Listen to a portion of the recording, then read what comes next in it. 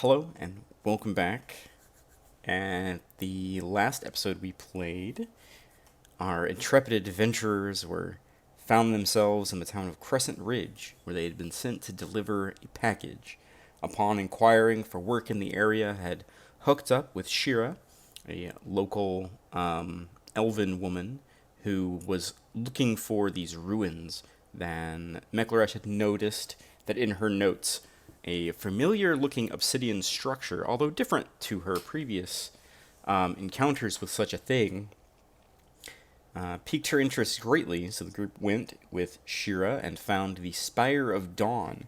There they fought the Guardian of Dawn upon Mekleresh completing the pillar, and then an alien force forced its way inside of Mekleresh's head, causing her to briefly black out and go into this hypnotic trance stage where she wrote incomprehensibly into her spellbook. Piecing the pages together, had discovered these two new fun spells at her disposal. After a rather lengthy encounter with the Guardian, the party decided to bed down for the evening here, and that's where we will pick up as the sun slowly creeps through the crack that leads into the layer of blackness. Shira is already awake and has started a small little campfire in the center, and you guys can smell what smells to be some sort of meat cooking on a spit above the little campfire she has created. Well, what would you like to do? Hungry. Um, I'm not going to assume there's enough for everyone. Does it look like there's like a fair amount, like she's cooking breakfast for everyone, or should I like dig a ration out of my pack? Um, she's got a decent bit of food there. You're unsure how much she eats in general, but it looks to be enough to maybe feed the three of you comfortably for breakfast. On one Oh, side, you see a small black pan that has some eggs that are slowly beginning to sizzle on it. And she's got some sort of haunch of meat that she's currently just like staring at as it cooks on a spit that's kind of like over the center. And every once in a while, she flicks her hand and it kind of rotates in place. I'll say good morning to her. How'd she sleep? She goes from this like kind of like half dazed, like staring off into the distance, and she kind of like snaps. Um, Fine, I suppose. Don't really sleep. It's She points to her ears, elves and all that. Well, right. I've been up for a while.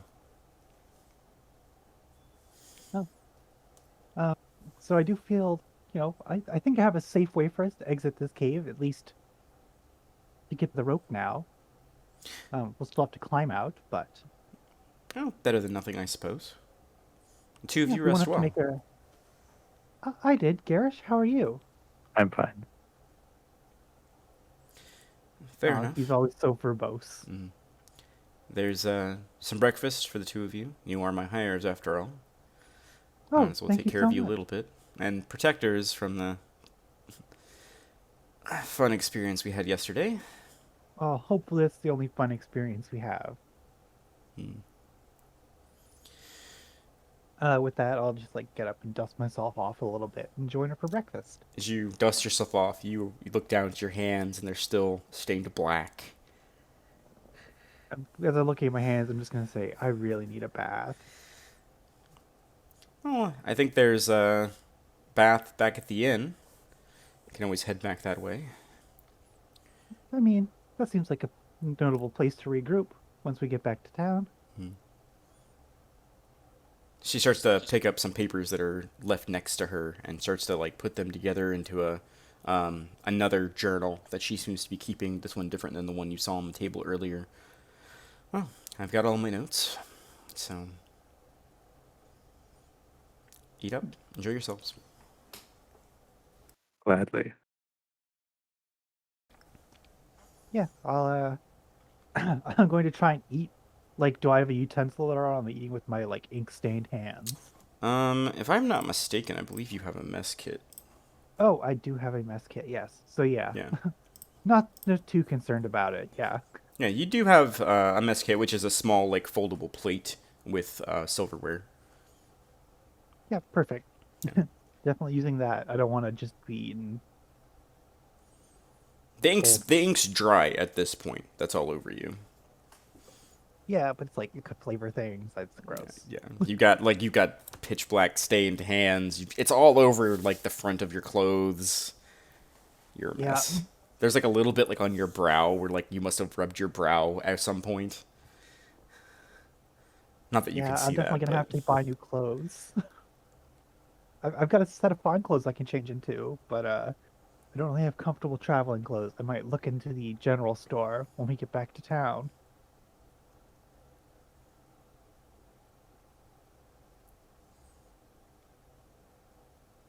Yeah, so as we're eating breakfast, I'm just gonna ask, so will we be leaving immediately after breakfast, or is there anything else you need to study while we're here? well, pretty much good. If I need to come back, I know where it is, and there's no giant earth monster here anymore, so it's good news. Yeah. Um, if you do come back, I might suggest maybe trying to find a safer way in and out of the cave. Yeah, definitely got to pick up some more rope and pythons in town. I'm I sure they mean, probably I have don't. some at the general store. It probably wouldn't be too difficult to secure a rope inside.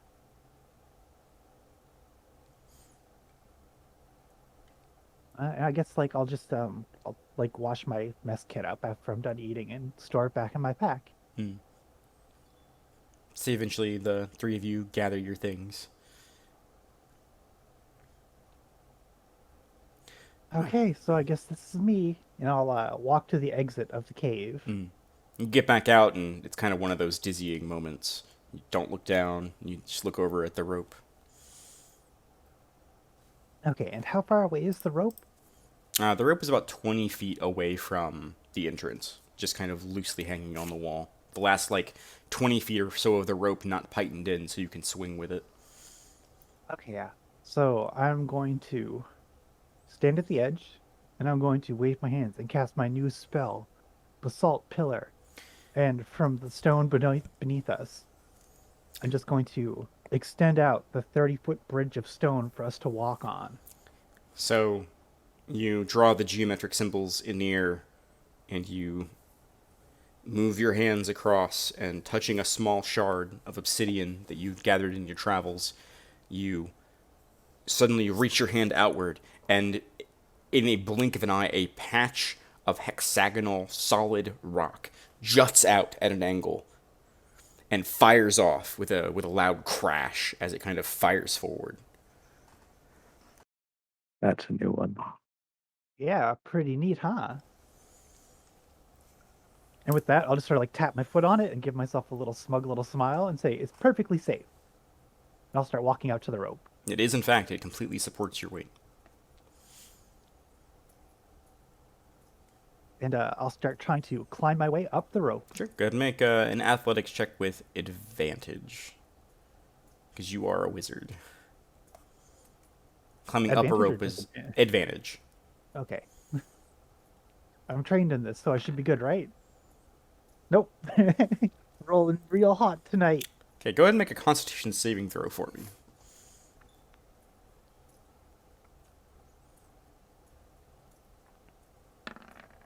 Okay.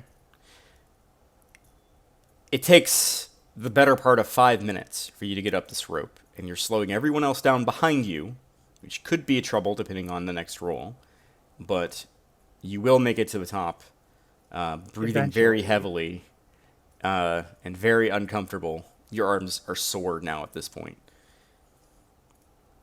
Okay. I assume when I get to the top, I'm literally just going to roll off the rope and just lay on my back, Yeah. panting, and with my arms laid out the side, and like I want to nurse them, but I can't move them. Shira makes it up behind you, kind of like pushing you, like, hurry up! I'm trying. And Garish, because of your armor and all of your worn stuff, I would also like you to make an athletics check with advantage to climb the rope.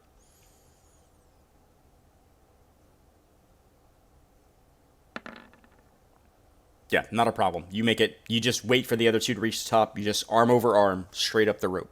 Not a problem whatsoever for you. He Meh. nods approvingly at the pillar, holding his weight fine. Mm. Yeah, no, it doesn't strain, it doesn't crack, it doesn't do anything. By the time you get up to the top, the duration on the spell ends. So you do see the pillar just suddenly turn to dust and just fly away in the wind when you reach the top. Interesting. It just completely disappears.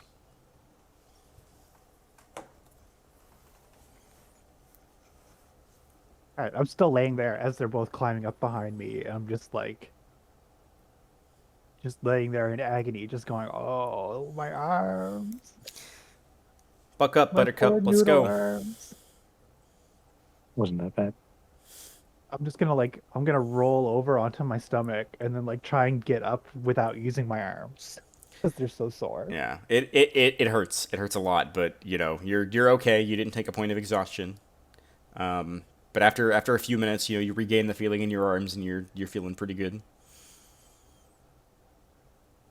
I guess just headed back to town. I feel like that's where we want to go. Okay. Not much else to go out here.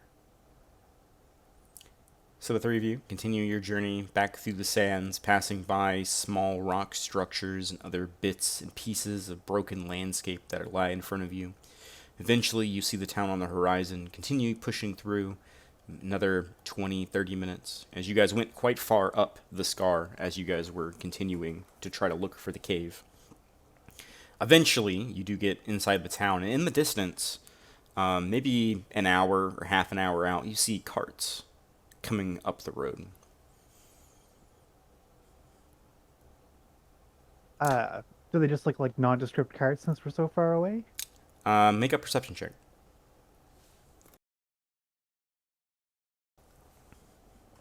Okay, I turned off advantage. With a 16 perception, kind of squinting your eyes and holding your hand up to kind of block out some of the sun, you make out there are six carts, and possibly one or two more that are obscured behind some of the others. It's pretty far away. But you do see people walking alongside. You see several beasts of burden. It just looks like maybe a group of travelers, a pretty large group of travelers, but a group of travelers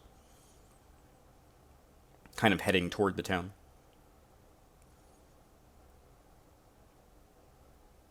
I'll turn to Shira and say, "Is there a notable trade caravan that comes through here, or?" She just kind of like looks off because she didn't notice the caravan. She kind of like looks off. She just kind of shakes her head. No, I don't think so. I mean, we get trade caravans, sure, but I don't know. Seems weird. It seems like there's a lot of people there. Are they heading in the same direction we are, or You like, are we guys, gonna wait? you guys just got back into town. Like you just hit like the city limit, so you're maybe Okay, like a 2 minute walk to the bar from where you guys are, and they're and they'll like, be yeah, they're like an hour or more away. okay. Uh, so I guess we go into the bar, and I'm not gonna take a bath until we get paid. So I was gonna Sure. turn to Shira and say, "So, adventure over, huh?" As you step into the bar, the lack of customers is not unsurprising for this time of day, as it is past breakfast and before lunch. So the bar is relatively empty, other than the innkeeper who's sitting there reading some sort of a book at the counter. Just kind of like looks up at you and then goes back to her reading as the three of you step inside. Yeah. So all's well that ends well, huh? Adventure over. Yeah, well, there's always more adventures in the future. Oh, of course.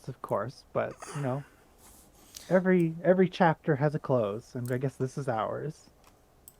She just goes and sits down at one of the nearby tables and pulls a book out. Right, you want your money.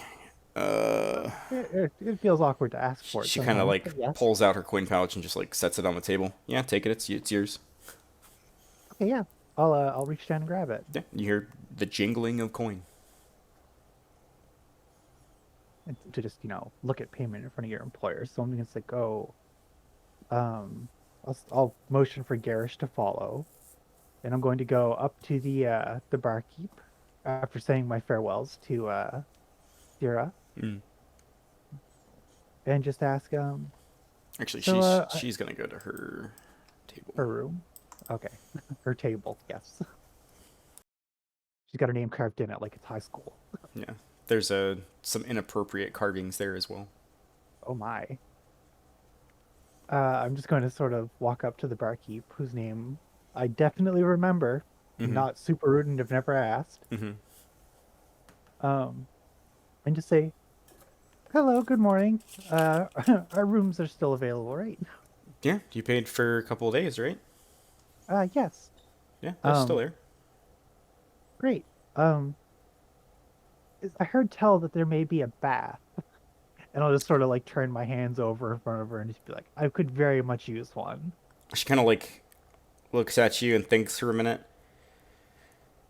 Yeah, I could. I can get one drawn for you. That'll be lovely. Uh, I am how keen are you on privacy? more privacy is best. All right, I'll have to go get some stuff. You mind waiting like half an hour? That's agreeable. I can definitely wait. Garish, is there anything you need Sure. of the innkeeper before? She kind of yells over you as you're talking. Shira, watch the bar!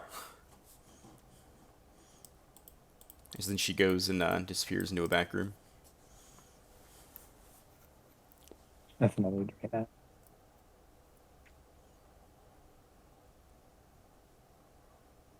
I guess I'll just sit and wait with Garish for half an hour.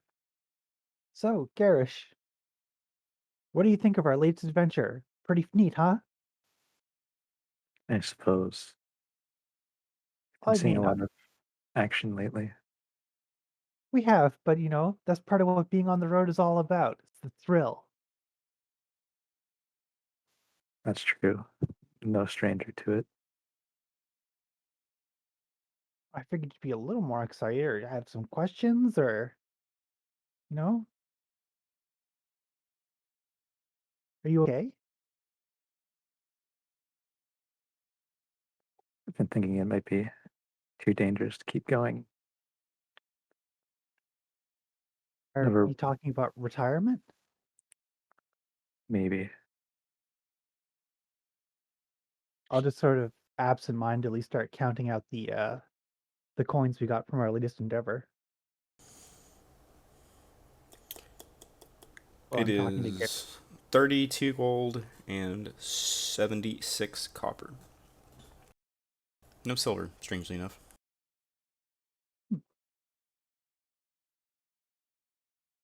Well, um, if that's what you're thinking, I mean, I really enjoy traveling with you, and I'm sad to see that you're thinking about leaving.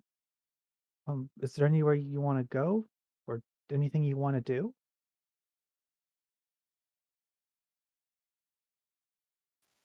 I'm not sure about it yet. It's only a consideration. Like, you keep me informed. I care about you. We've done a lot together. I suppose we have.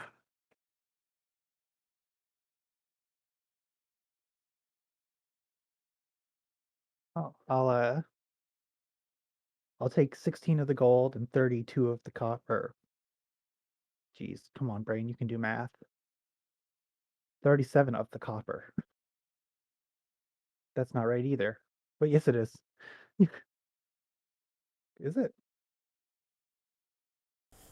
38 of the copper.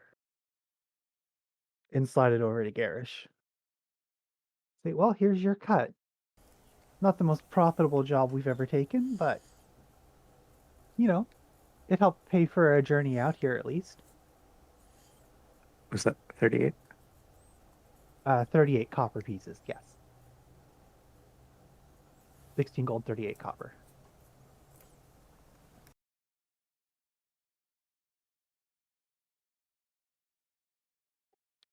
I never really enjoyed fighting.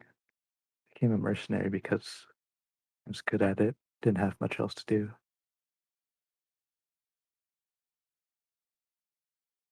I mean, is there something you really want to do?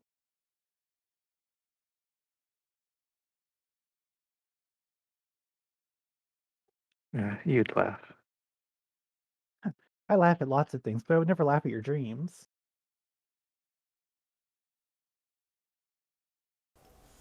Sometimes I feel like I could express myself through some sort of arts.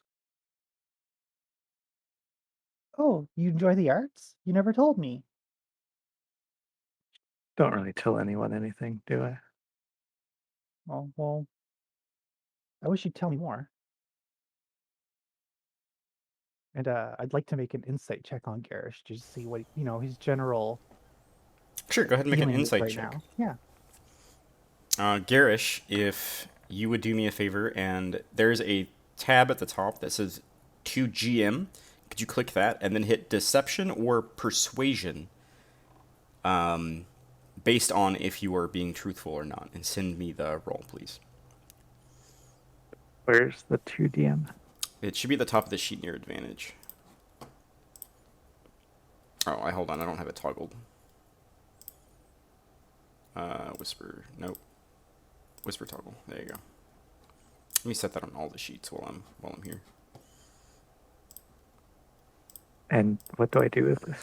All right, so you're gonna hit 2GM, so that'll make it where I will be the only person that sees the roll. And then I need you to either roll Deception or Persuasion.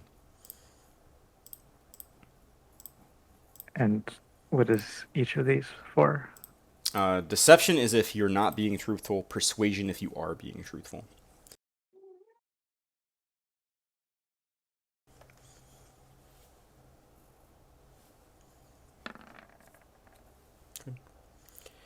Um, Mac is, as far as you can tell, he's being pretty sincere.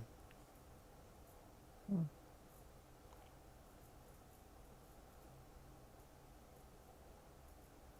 Well, maybe that's something you can take up more. I mean, people express themselves in many ways. Sometimes words aren't always what people use.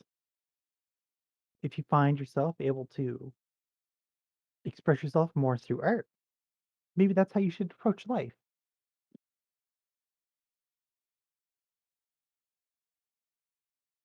It's just musings, really, but I guess it wouldn't hurt to try.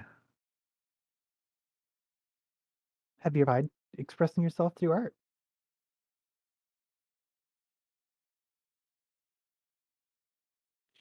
A few times. I think I sold a piece once.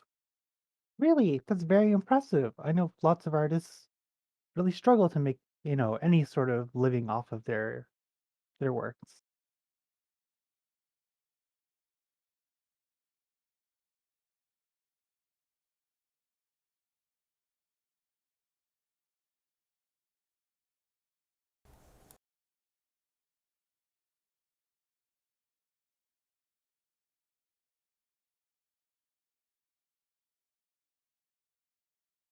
Well, just just think about it a bit more. I mean, maybe you could try painting now. Is there particularly you like to do? Is this maybe a sketch? Mm, I don't know if I have the supplies on hand. Oh, I can help with that, and I'll take out some vellum and paper or some vellum and ink and set them down.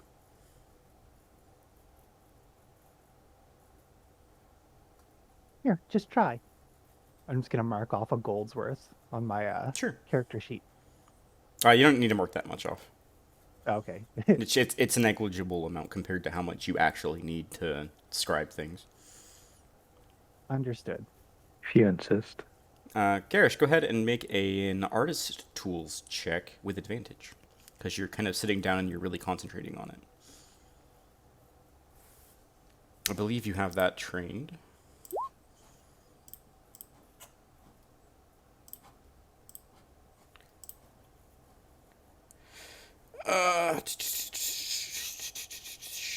Should be I don't here. think we programmed them Yeah, super we well. did not. Go ahead and roll. Do you see in your character sheet where the word dexterity is written? Just click the Yeah. dexterity button with advantage. Or without advantage, because a natural 20. What would you like to draw? Mechlaresh. You take some time and you slowly get rid of bits of the paper, and your hand at first is shaking, and then you realize that's on purpose. And you sort of like go into this weird zone for a little while where you begin to sketch out the contours of her face, and you dip the quill back in the ink and you begin to sketch some more, and it's beautiful. It's one of those things where if you held them side by side, the picture is the best qualities of Mekleresh. The way her hair is kind of flown, and especially since she's like covered in ink and grossness, it's kind of been like the shining moments of all the times you've ever seen Mekleresh, and just beautifully captured in just a small little self portrait drawn on a simple sheet of paper with simple inks. Wow, this is fantastic. This is really good. I doubt you can make a profession out of this if you're not so much of a fighter. Like you could earn money on the side with this. People would pay to receive sketches of this quality. Hmm. You may be right. Yeah, How, that's a 25, by the way. Like that's oh my god. Like it's immaculate. It's beautiful. how much time has passed now? That's Now been that we've sat here and I've been uh sketched. uh you guys I'd say probably about 15-ish minutes. Okay, so not quite enough time for my bath yet. You get a little bit more time to your bath ready. Well, I'm gonna pass the sketch back to Garish and be like, "You should keep this. It's a really fantastic drawing." Considers and accepts it. You never know. And I'll actually grab, like another 10 sheets and pass them to him and just be like, in case you ever want to sketch something else. Now you can mark off like 5 golden materials. I'm assuming you're giving him some ink as well. So Yes.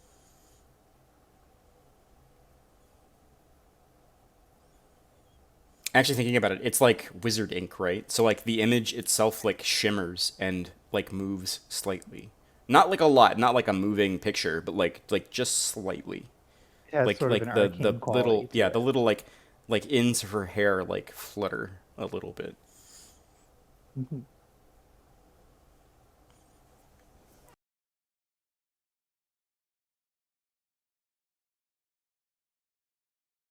That's going in my treasures tab.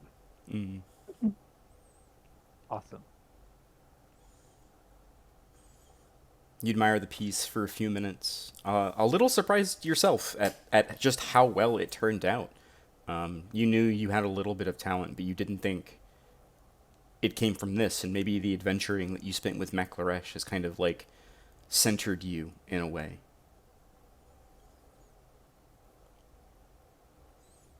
Every chapter has its end. Yeah.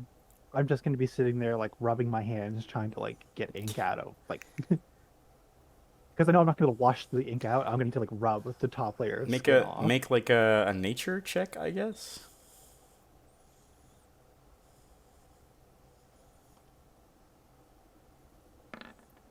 It's not coming out.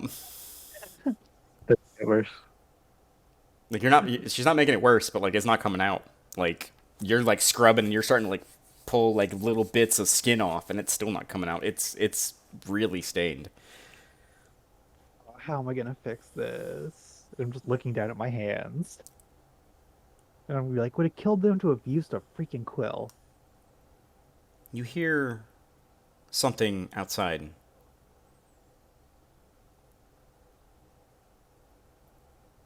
Uh, can I like make like I just want to like stand up and like peer out the door from where I am to see if I can see what's going on.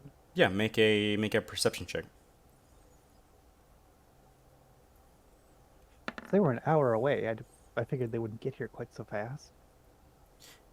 As you stand up and you look, you don't see anything out the door. There's no like movement or anything because you only have a very small sliver of space to look out of for as far away as you are from the kind of swinging door. However, that sound that you heard sounded like a low roar. Like kind of this like buildup of noise that then suddenly settled. Not a voice or anything like that.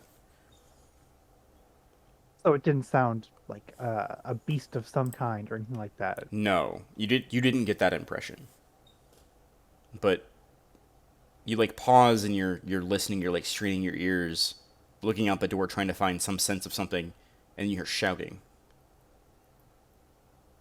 I'm gonna be like, well, Garish, that sounds like our kind of news. I'm gonna look forlornly at the door. The barkeep went in. I'm gonna be like, I'm gonna get that Beth someday. I'm gonna go to the front door. Okay. Never end. Even Shira has like stood up at this point. Actually, I need to grab her token. As the two of you walk over to the door, you then hear more shouting coming, and you exit the premises, and the sound has to have been dampened somehow inside the building, because when you step outside, it is absolute chaos. Before I explain the situation, I would like each of you to roll initiative.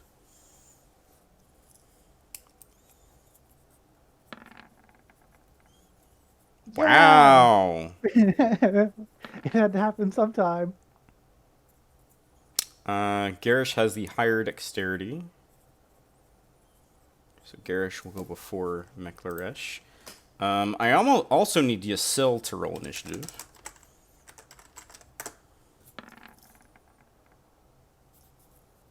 Wow, holy shit. Oh, it's even though I did it from her sheet.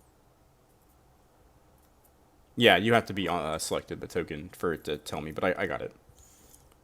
And then like everybody rolled really high. Alright. So the two of you step outside. Shira will be behind you, and she will appear later. You can orient yourselves however you like in the square that you can see, and then when you have oriented yourselves, I will let you take your turns. However, that was your movement getting out here. Okay, so we can't see any further? No, this was like how you came out of the door. Okay, so I mean, this seems all right to me in terms of configuration. Is there seriously TNT out here? Yes. There are barrels that are labeled explosive outside. Noted. Okay, so that's how you want to be laid out. Yeah, I'm Yes. fine where I am. Give me a few moments. As it is broad daylight. You can see pretty far. Alright. The first thing you notice is there are people with blades drawn in the streets, entangled with guardsmen. A drow woman and a halfling are currently fighting off one of these thugs with blades drawn. A young girl with someone who appears to be an older man is trying to fend off one of the bandits. I'm just gonna call them bandits for lack of a better term. You also see some people who are you don't recognize who are running through the streets away from you and away from the bar, who ran past you just as you stepped outside the door. But it is absolute freaking chaos. You can see that there are guardsmen entangled with these guys. And yeah, but you also notice in the distance, you see some of the carts are much closer, and one of them is on fire. Oh. So, just for sake of clarity, these are the guards down here, correct? Correct. And I'm assuming all of these people like here, Those are those generic are townspeople civilians. who are unarmed. So this would be a bandit, Yep, and this would be a that bandit. is a bandit.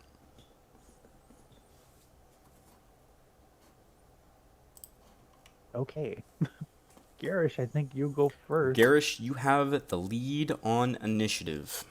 However, you have used your movement already to get where you are.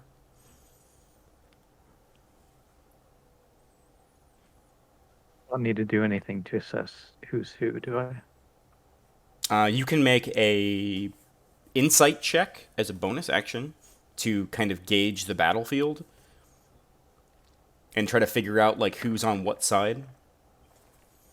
With a Whatever. 16, this will take me some time.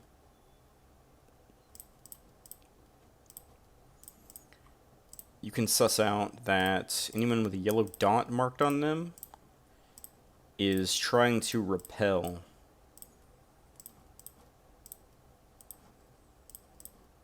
the force that seems to be attacking.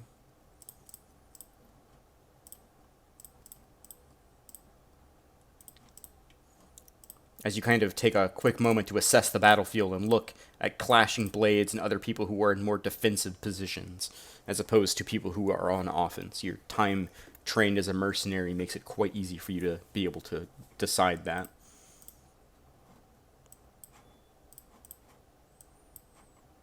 Okay, you still have your action.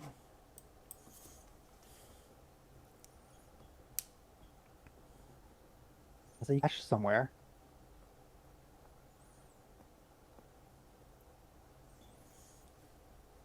You can dash, you can use a ranged weapon, it's up to you. Do I have a clear line of sight on this character? Yes, because I'm going to consider you are taking a moment to observe the battlefield and realizing that that guy is friendly, that you would be able to have a line of sight through allied squares. So yes. Okay.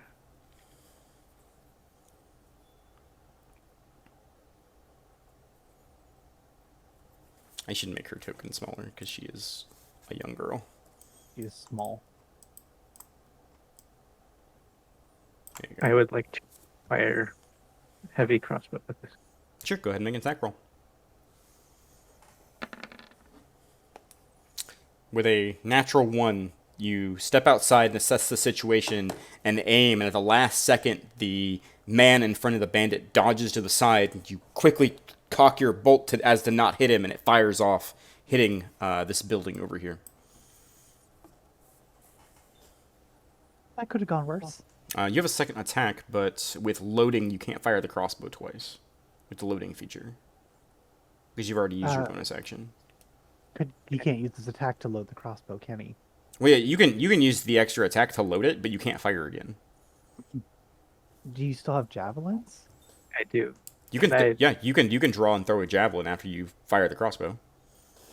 Could I draw and fire my second smaller crossbow? Because you're garish and he would have it loaded, yes. The arsenal.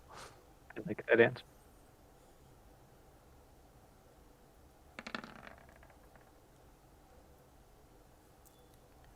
Unfortunately, with a 10, it plinks off. It strikes, but it strikes the hard leather armor that the person is wearing. So unfortunately, that will not hit. Yeah, it does no damage. I'm gonna quickly bark to McClurish about mage armor. I had a thing I was gonna do. Whoop. Well, it's up to you. And my turn. McClaresh, it is your action. Okay, Garish barked at me to do mage armor, but there are a lot of people. I could help. I could be saving people. You must do what you think is right.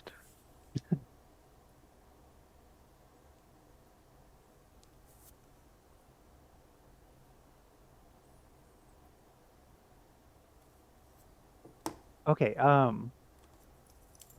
these two guys that are like right next to each other, would they be considered being in 5 feet of each other since people aren't standing exactly on the grid? Which guys?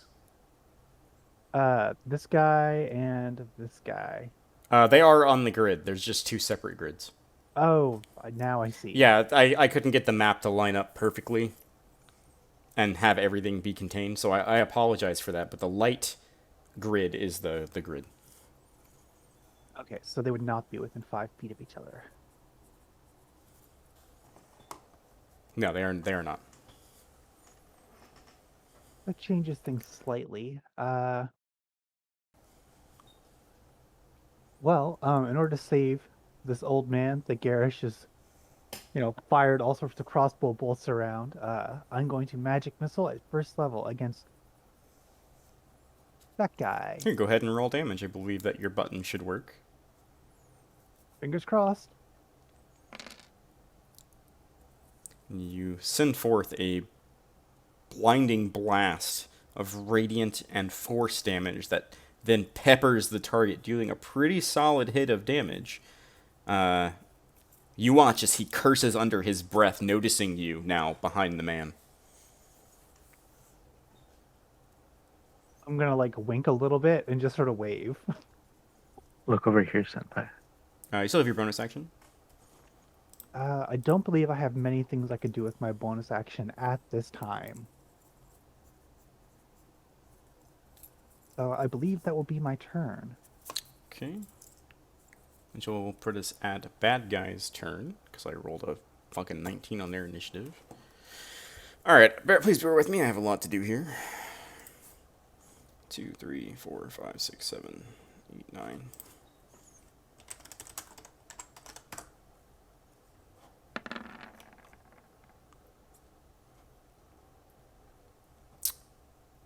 Hit, miss. The guy in front of Yasil swings out at her with a short sword, which she deftly parries out of the way with one hand, holding her quarterstaff in the other. A volley of arrows flies towards Yasil. I got a 18 to hit with one of them. Armor class 16. Okay.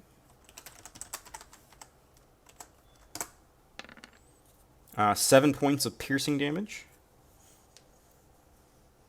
from a arrow that is fired at you.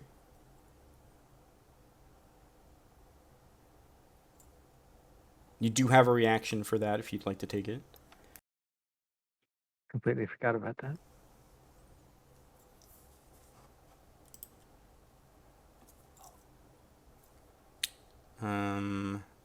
That guard is going to take some damage.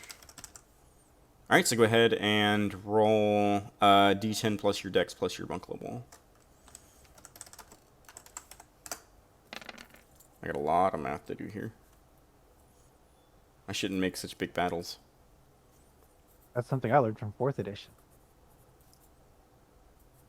Could you imagine doing this in 4th edition? So 4 plus 5, yeah, you negate all the damage from the arrow as you catch it in the air. You can send it back if you want. Yeah. Okay, just go ahead and spend a key point and make a ranged attack roll.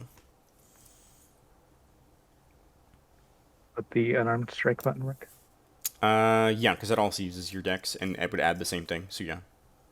It'll be different damage. Yeah, it's the same damage. Yeah, you fling it back, but it just goes wide as you're dodging a lot of arrows right now.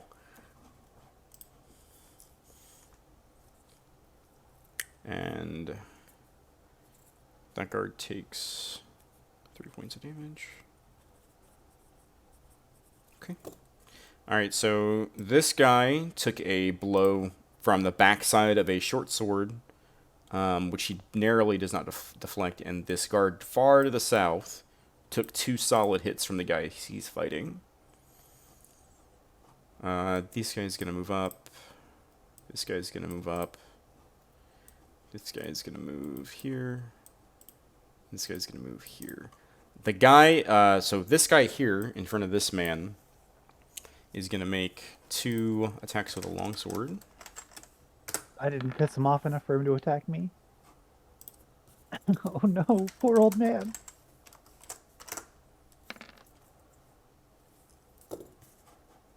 And this guy goes down.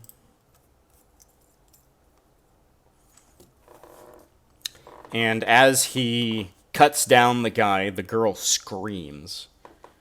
And with a smug look on his face, the guy who just knocked the guy down pulls a blue fist-sized stone out of his jacket and puts it towards his mouth. And you hear him say, "Wreath, we got company. There's a mage."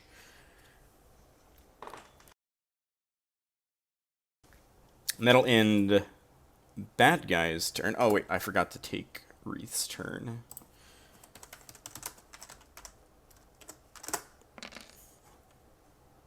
As a barrage of magic missiles strikes out at the guard who was injured, he is down. Where did they come from? This guy here. Where did they go? As you watch a hooded figure pull back his hood, revealing feline features, almost completely black fur that covers his face. And he reaches a clawed hand up and releases a volley of magic missiles that strike out at the guard as he just walks by, looking dead towards the guy who was holding the stone. I'll bring us to Yasil's turn. If Yasil would like to describe her character to us, that'd be great.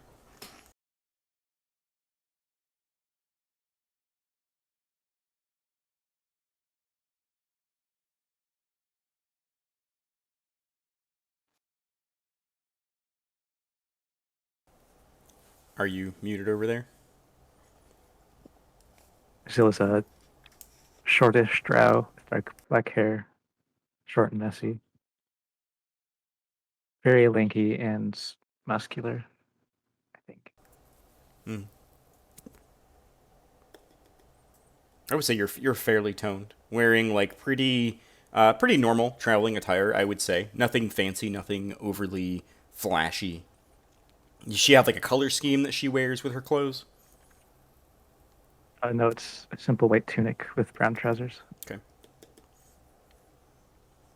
All right, Yasil, it is your action. What would you like to do?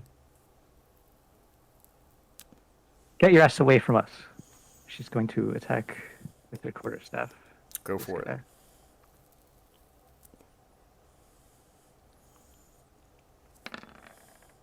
Aiming for the knee. And an 11 surprisingly does hit. As you sweep low and crack his knee, you hear a loud, sickening snap as you put all of your force behind the blow. Seeing the opening, you then quickly swing the back half of the quarterstaff up, cracking him in the jaw that knocks him flat on his ass, unconscious.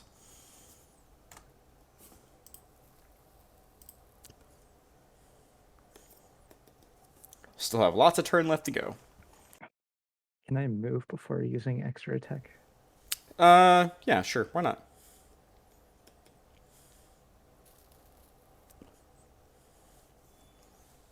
Go for it.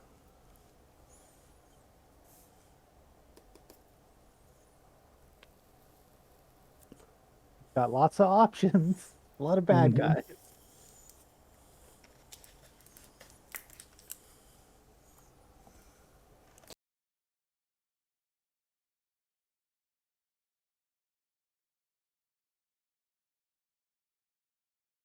She is going to move here and try to jab him in the gut with her quarterstaff. Go for it.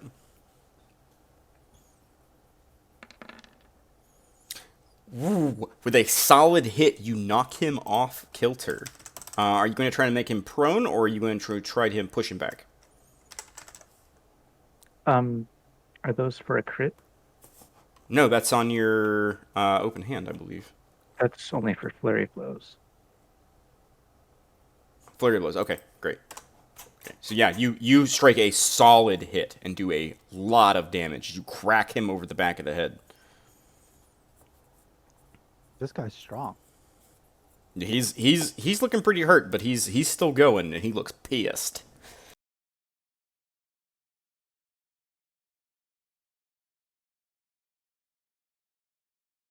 All right, now I flurry of blows. Go for it. And take your 2 attacks.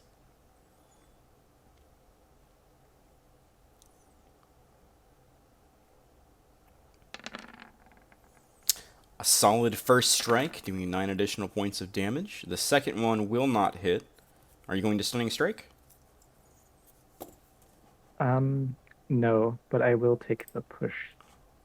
Okay.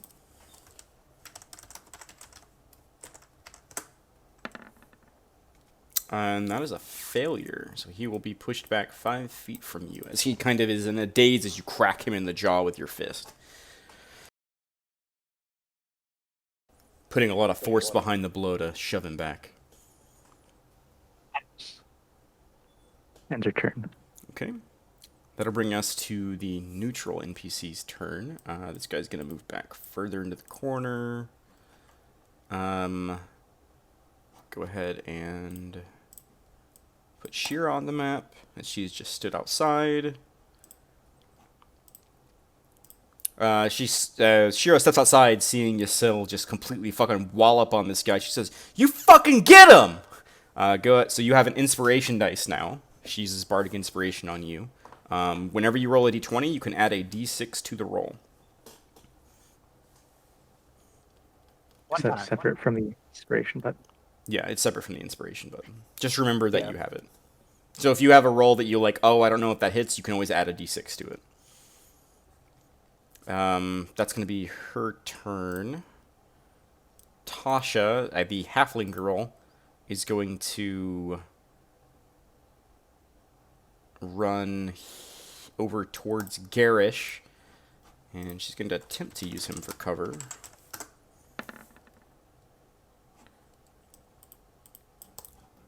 And then she's going to fire her short bow at this guy here.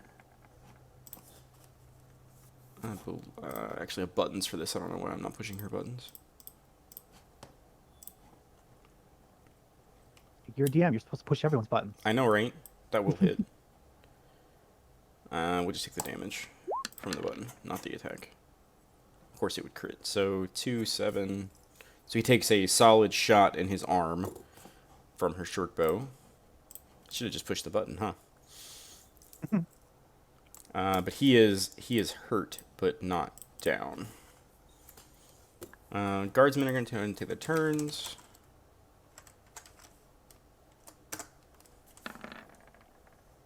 That one's going to miss.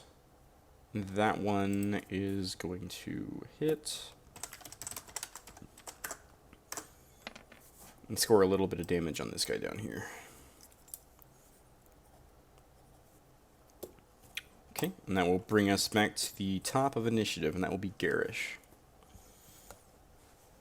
A halfling girl ran up to you and like hid behind you, and then fired a bolt from behind. Fired a short bow from behind you, and then she looks up and says, "Hi, nice to meet you. Help us kick these guys' asses." Mm-hmm. Sorry, he's kind of quiet. Does this guy look like he can be stabilized? I mean, he's on the ground bleeding. That's as far as you can tell from where you're at.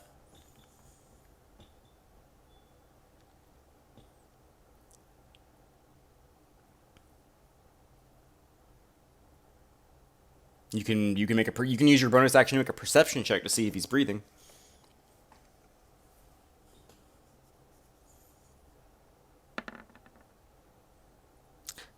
With a 14 and all the clangs and clashes and arrows flying through the air, you can't tell. You'd have to get closer. He's going to move up and use his turn to administer. Sure, go ahead and make a medicine check to see if Let's you get him. you can stabilize him.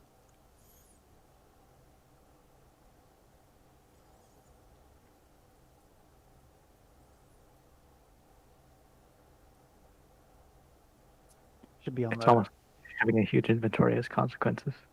It's in your skills. Does the medical kit Garish has offer advantage, or is it just allows him to use it? Do you have a medical kit? Yeah, that's what I'm looking Okay, for. if you want to use the medical kit, you automatically stabilize him. He was not dead yet. He was just unconscious. So you do expend a charge of your medical kit to stabilize him.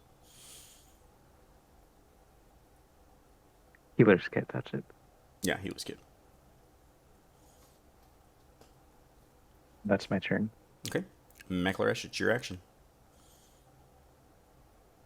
Okay. Also, as you ran away from Tasha, she says, "Where are you going? You were my cover!" Sorry. As I'm moving past Tasha, I'm just gonna be like, he sort of does whatever he wants. And gonna move over here. And I have a pretty good line right here. If I'm not mistaken. Yeah, we're just gonna Oh, we're gonna do some zappy zaps. I'm gonna cast lightning bolt Okay. Roll damage. straight down the middle. Oops. Right, core. We have that Uh, ability. yeah, 86. Yeah, we don't have it done properly yet. Success, fail, fail, success.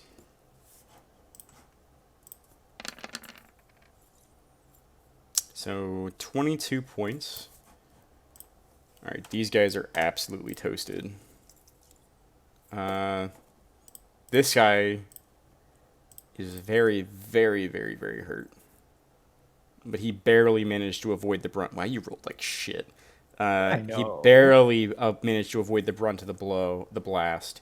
And this guy down here, he succeeded, but he is still dead because that is more HP than he has. As you twist your hands in the air and conjure forth and fire off this massive bolt of blue lightning that arcs and streaks off, striking these 4 targets.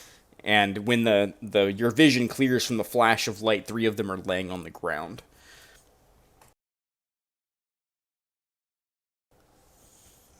It's gonna be like, you don't mess with McLaresh. And that will be the rest of my turn. As I'm standing there covered in ink. Mm-hmm.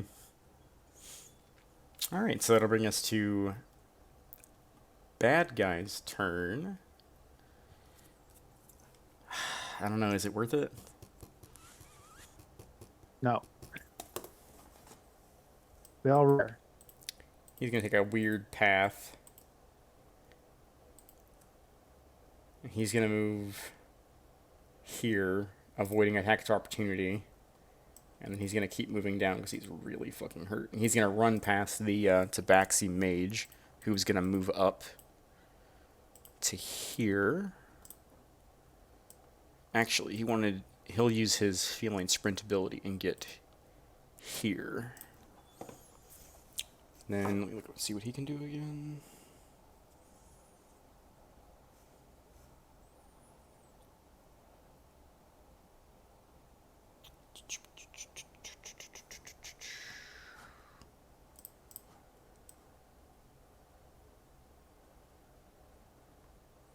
I need everyone to make a dexterity saving throw. Oh yeah, I'm real good at these. Pass. Pass. Was that for first one Garish? was a go. Okay, yeah, so Garish failed.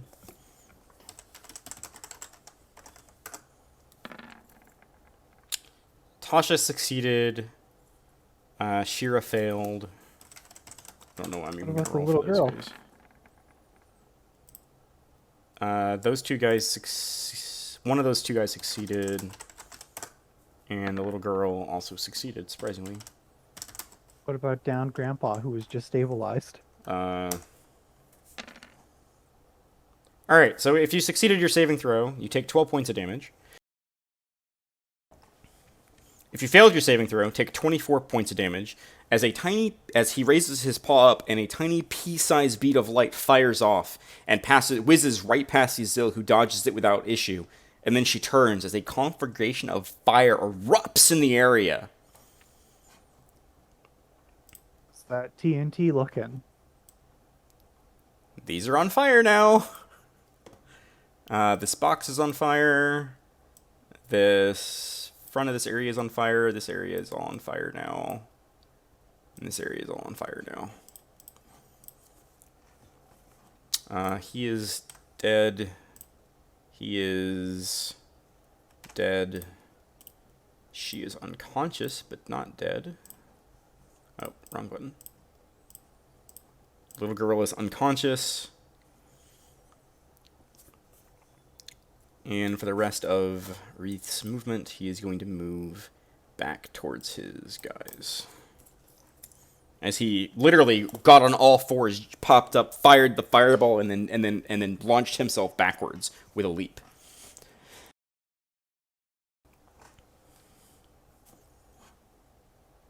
trying to decide if it's safer to be... Yeah, it's safer to be back here. These two bandits will make their turn.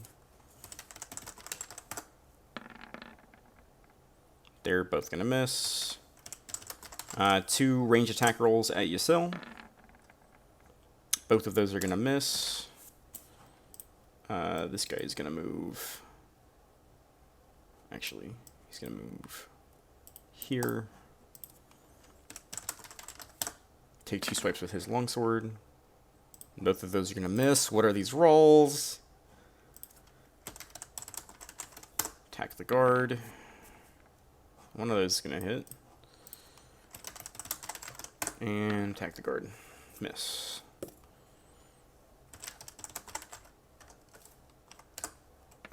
Okay.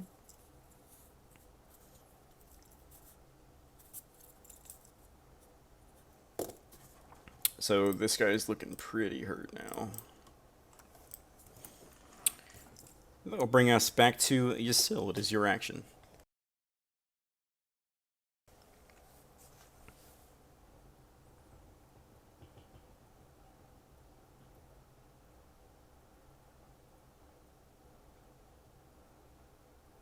What would you like to do?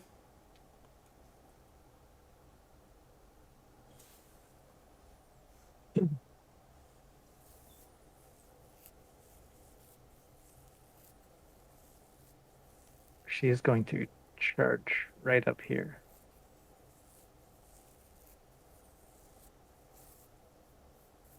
Give Okay. him a solid whack. Go for it. Yeah, that first quarterstaff hit is going to hit. And she will attempt stunning strike. Okay.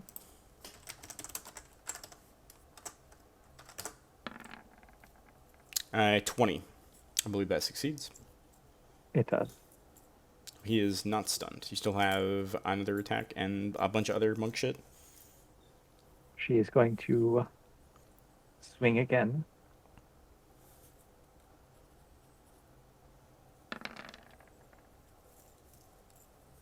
Yeah, that will also hit. Double bonk.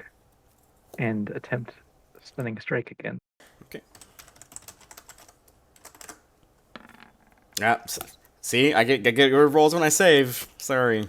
He does not succumb, although you are doing a lot of damage to this poor guy.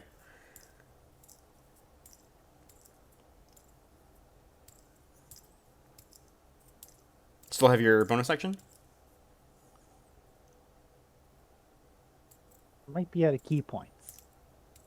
She's only used 3, 3? I believe. She's used 4. Right, because you flurried blows. So yeah, you used 4. You still have Yeah. 1 left.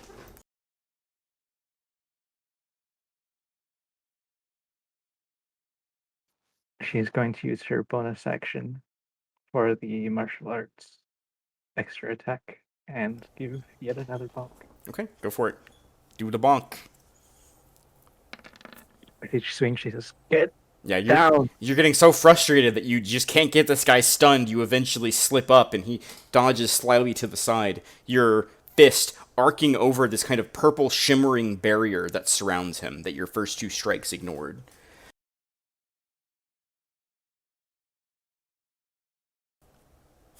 I see you're a feisty one. She spits. That's her turn. Alright, that'll bring us to neutral turn. These guys are going to disengage and then run, realizing that that's a barrel full of fire. He's not going to go over there. This guy is actually going to, like, try to get the fuck out from near the barrels. Shira is going to step away from the fire. You watch as Shira, well, I guess you hear from behind you as you guys are kind of focused away, but you hear her kind of ring out this melody, and the girl who is on the ground bleeding and horribly burned, suddenly her burns seem to dissipate, and her breathing steadies once more. Thank God. She is going to cast Healing Word.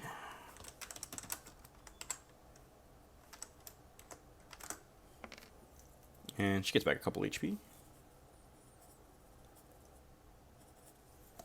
Okay. And I have 2 guardsmen left in play.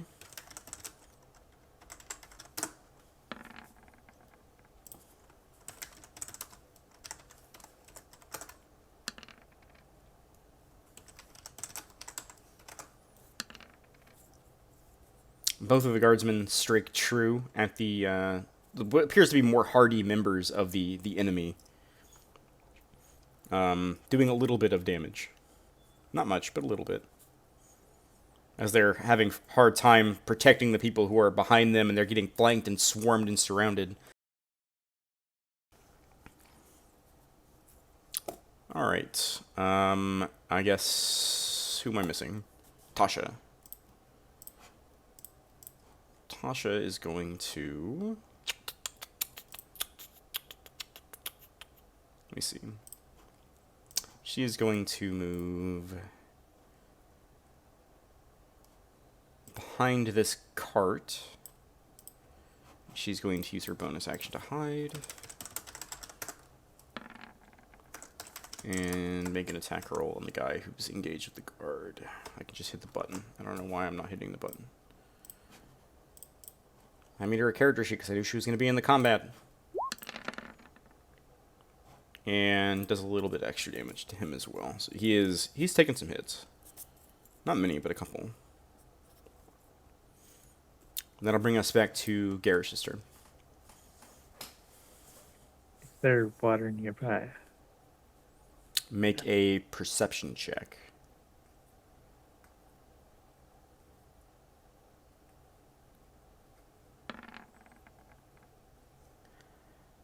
Looking around, I mean, you don't see anything.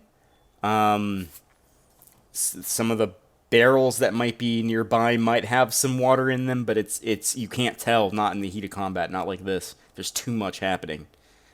You're concerned about the girl. The guy you just patched up just freaking went up in an inferno, is like crackling and sizzling. Like, it's a lot to take in. Seeing Garrus looking around frantically, like I assume he's looking for like a way to put the fire. I'll be like, I got the fire. You deal with them, and I'll point the bandit-looking people. Garish will nod.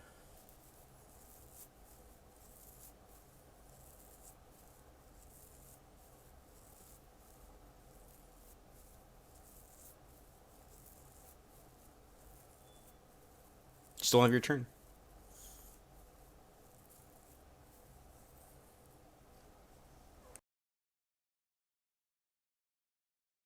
What does haste do? It doubles your movement speed. It doubles your speed. Gives you 1 extra attack. Whenever you take the attack action, and it gives you +2 to your armor class and dexterity saving throws. How long does it last? A minute. And after the minute is up, you are stunned.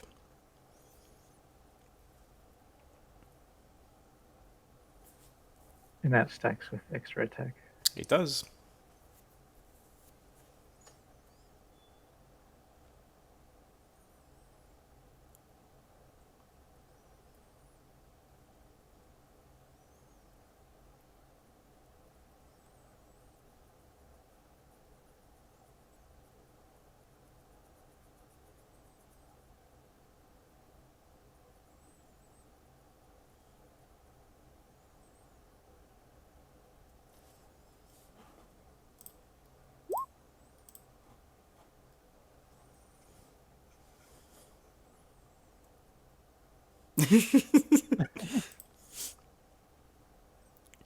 As a note, the item that you're referencing does not require anything to activate. You just crush the stone. I wish I knew that. Yeah. You can still know that. Yeah, you still know that. You know how it works. I believe it's written on the item. Yeah, you use an action to break the gem, and then the elemental is summoned. Oh, as if. Yeah. Okay. Yeah. Like there wouldn't need to be fire to conjure a fire elemental. Yeah. All right. Back to plan A. I thought you were just looking for water to dump on things. I didn't know you were looking for that. Oh, I have to look up a water elemental. Yay! How does command of a in elemental work? You tell it what to do, and it will perform that action on your turn. No, Does sorry. it has It its has its own. It has its. Okay, so what happens is when you summon it, it's friendly to you for the duration of a spell. We roll initiative for the elemental, which has its own turns. It obeys any verbal commands that you issue to it. If you don't issue any commands to the elemental, it defends itself from hostile creatures, but otherwise takes no action. So it does whatever you tell it to do. And you don't have to concentrate on the elemental. It just will be friendly to you for the hour that it lasts. And when you crush the gem, you can conjure the elemental up to 90 feet away. That's what I was looking for, was how far away it can be conjured. Well, that's what Garish is gonna do. So I have so much back and work to do here. Hold on, let me find the token. Oh, I just passed it. Okay. Ping on the map where you would like your elemental to be summoned. Right there. As he does, he just says, "Whelm." You take the gemstone in your hand and you, with all of your might, you crush it, and you feel this kind of arcane power flowing through your arm. And you point out, and at a point in space, there's almost like this ripping noise, this noise, as there's this tear that's torn in the fabric of reality. And on the other side, you just see an endless ocean, and there's this gout of water that suddenly pours out of it and falls onto the ground. And for a moment, you think, did it work? And then the water that poured into the ground forms up into this gigantic elemental that immediately extinguishes all the fire nearby and lets out this wail, this howl, this.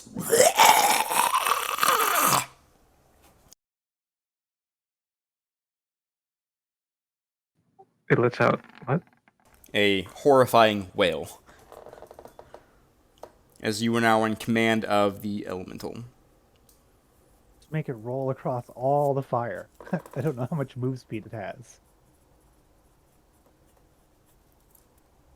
It did roll complete shit for its initiative, though. To be fair. It put out the barrels of TNT. That's really important. Yeah. Those are out. I'm gonna put him back here in a second. Let me delete these.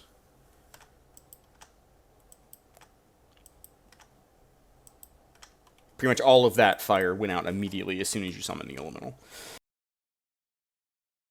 Yeah, this is large, so it is that big. But you give it commands with verbal commands telling it what to do. As the elemental springs out, I'm gonna be like, "Okay, you got the fire." But I believe it's your action to break the gem. Yeah. Use your action to break it. Mhm. And take that out of your He journal. says, "Extinguish, then fight with me," and runs up to here. Okay. And I will action search. Sure. Go ahead and what would you like to do with your brand new action? I'm going to. Action surge. Drink haste potion. It is a bonus action to drink a potion. It is it? Yeah. Yarp.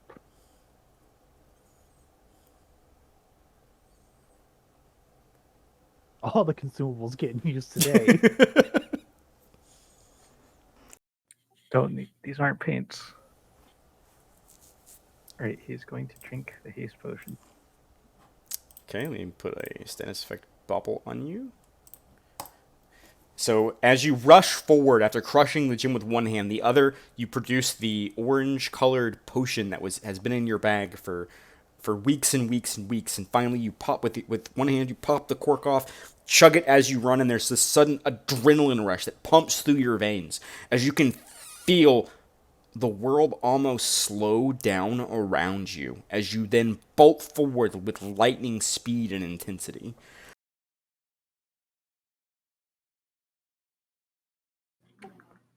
Alright, he's gonna pull out a halberd and stab this guy repeatedly. You got 3 attacks.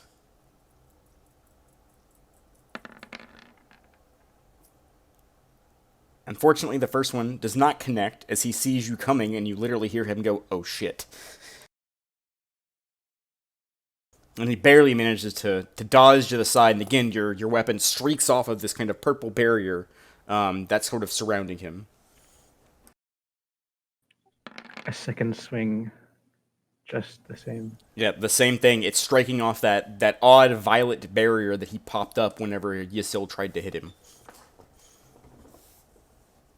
And finally, he will switch to an overhead slash.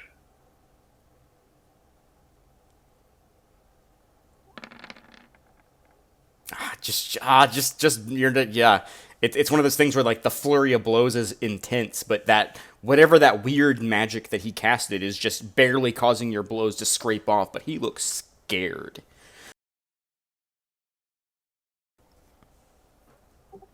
Let's see.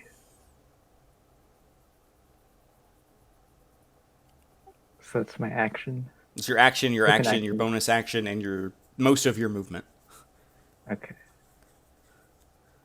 I think you still have 30 feet of movement if you'd like to move anywhere else, but that's up to you.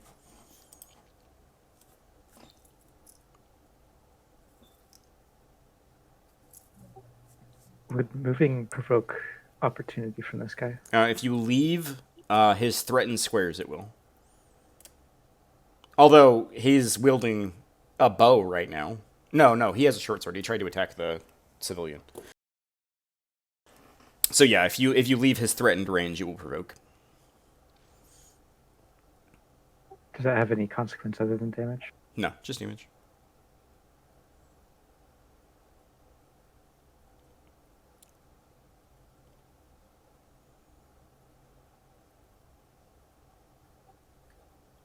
Attack with that. Garish runs behind Wizard. Yeah, that will provoke one opportunity attack. A natural 20. I was gonna say, hey, you have bonus AC, where it doesn't matter. Take 11 points of piercing damage as he clips you as you run past. I don't know what the hell is going on with my rolls right now. You stole all my luck. It's like feast or famine for me. I either can't hit shit or I'm rolling natural 20s tonight. Okay. And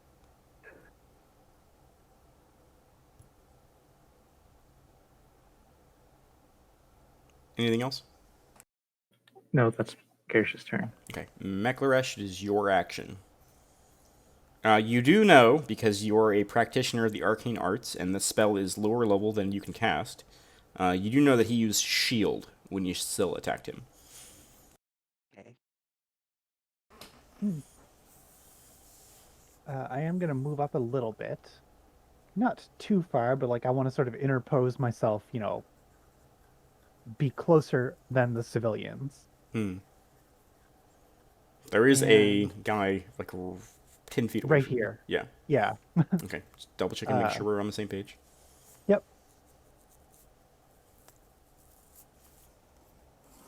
I'm trying to determine who's in more danger, Yasil Garish or this guard. I can't, like, they've sort of moved away from the one that's down here, and this one's in really rough shape, but he's very much surrounded. Yeah. The guard that's next to you looks like he took a glancing blow, but not a fatal one. Okay, so I'm more concerned about Mr. Magic over here. So I'm going to cast Magic Missile on what's his name? Wreath? Wreath? Okay. So Yeah. go I'm ahead. going to cast it at a second level spell slot. Okay, go ahead and So- cast. Go ahead and cast it.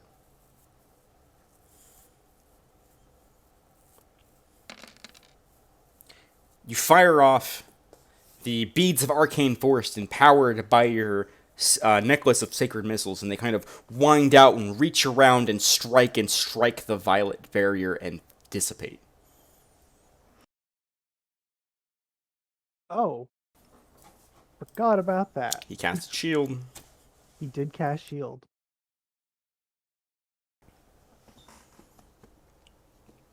Well, but I warned you. you even said it. I was like, yeah, you cast shield. Okay. For whatever reason, I thought it was a reaction to a single damage instead of lasting until. That lasts until Oh, yeah. his next turn. Oops. Yeah, that was really, really bad. Oh, that's all I can do. I don't have any bonus actions. Okay. That'll bring it to bad guy's turn. The Tabaxi mage, realizing how much of an in danger he is, and he's actually like holding his chest with one arm, barely fighting the two of you off.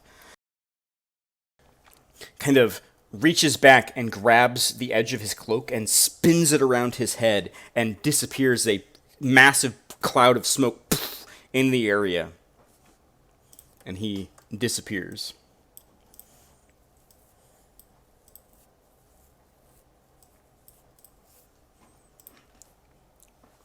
As there is now, left where he was is now this kind of amorphous cloud of gas.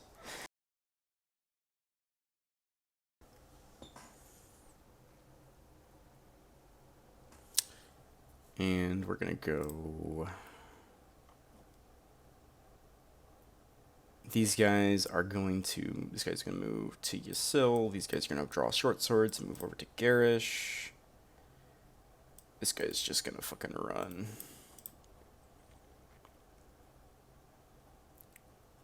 Actually, these guys are also going to run. Garish, you can take an opportunity attack if you'd like. You will.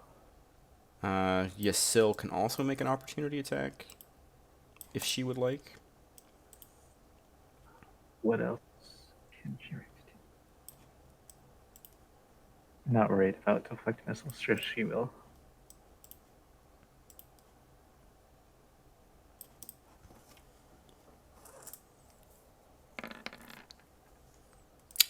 Okay, so the first guy that runs away from Garish, you immediately plow down into the ground just as the other guy gets out of your range as you go for the second swipe. But you got one of them down. Yasil, you also get one of them down.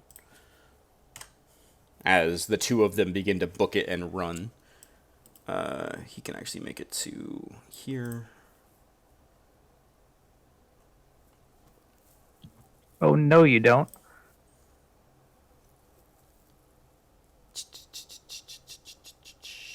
And that'll bring us to Yasil's turn.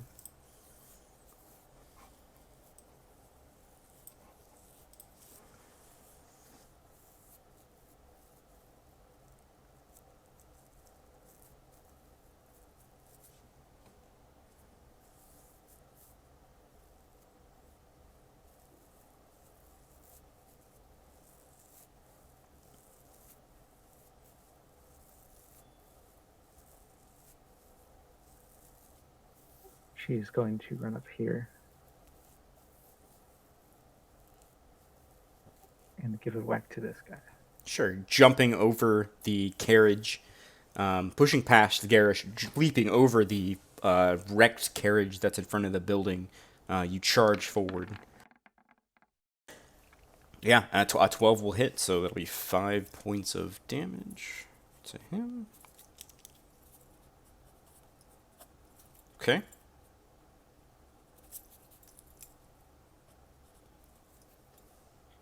She will extra attack him.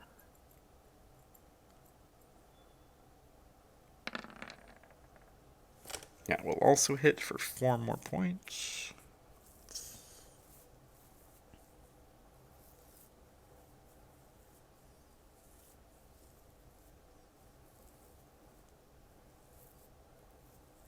You have your bonus action if you'd like to make an unarmed attack or a flurry of blows.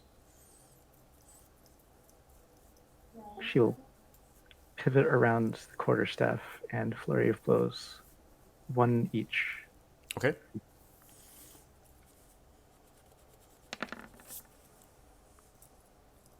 First one on the target. So you run forward, leaping over the carriage, charging forward. With 2 quick cracks, you knock the guy down on the ground. And with the third strike, you strike at him with your foot, knocking him 10 feet, sliding face first into the sand, unconscious. The other guy barely managed to get out of the way as he's in full, like, just run mode. So that one missed. Yeah, that one missed with the 8. Okay. That's your movement, action, bonus action. So you're done then?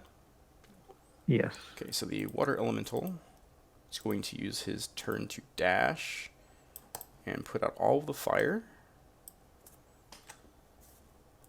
Good boy. I'm gonna say good boy and primordial to it.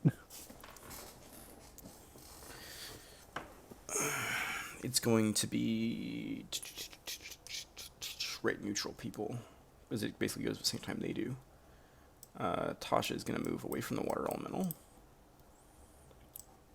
Tasha's going to come here.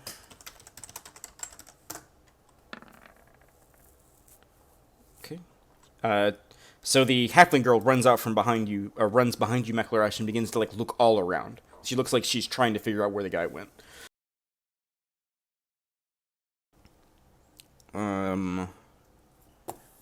They're gonna run to the bar.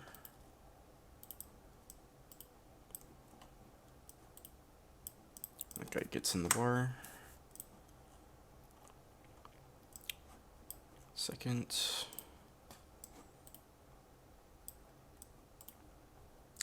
Another NPC is going to jump out from a building. The sheriff, who you guys met before, looks like he's in the middle of putting pieces of armor on. He's got like, it looks like he's wearing like half of his armor right now. He's going to reach back and he's going to throw a small orb that looks like it's covered in small metal bands. And he throws it at the guy who's next to Yasil. Strength saving throw. The iron bands from the orb expand upward and wrap around the guy, and he falls flat to the ground, unable to move. Sorry I'm late. Better late than never. And that'll bring us to their turn. He's going to run here and try to do a medicine check. Okay, guy's stable.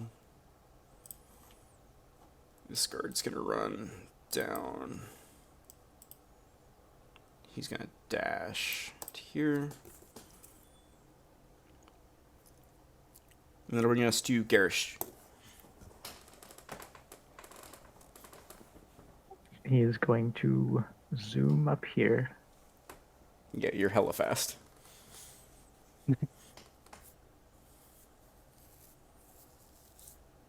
And do some fancy maneuvers with Floyd.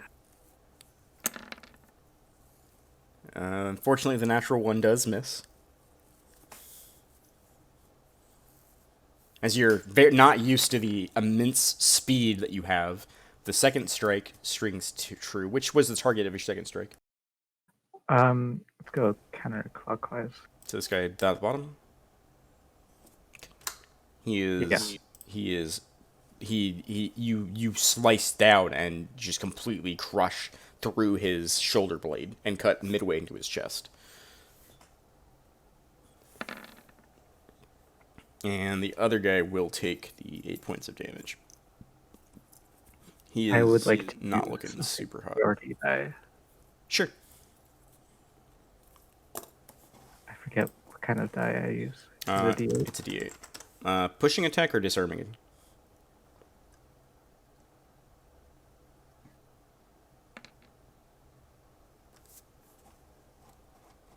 Is that a pushing attack or a disarming attack? Pushing. Pushing. You do push him. And he will take. And he takes 3 more. He's looking really rough. Anything else you'd like to do for your turn? He will second wind. Sure. You go ahead and get back D10 plus 5 hit points.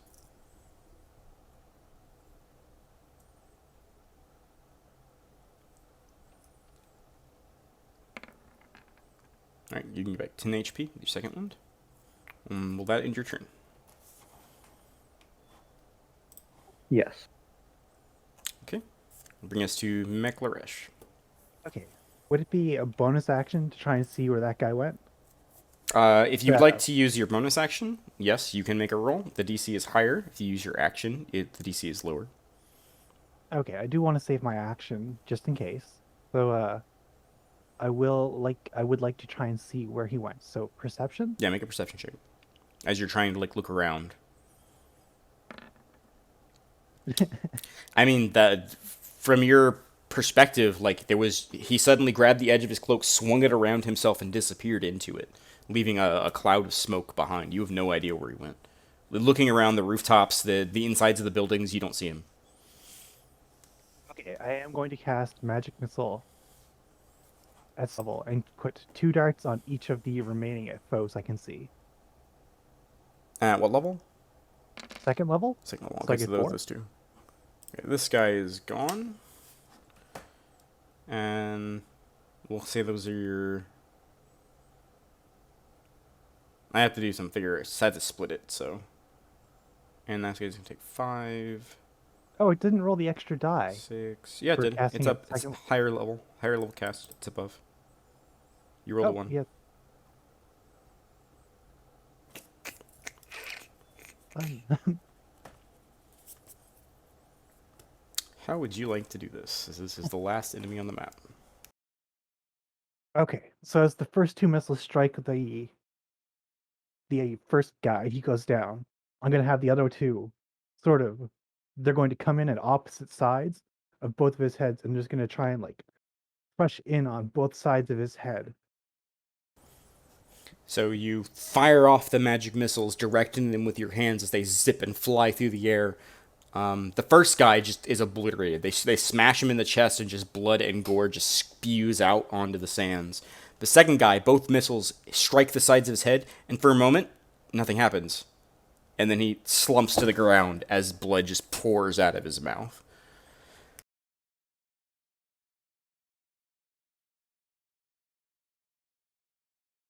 And I'm just gonna say, like, does anyone see where the other guy went? The water elemental then dashes forward, and then dashes forward, and then dashes towards the guy who's running in the distance. Nice.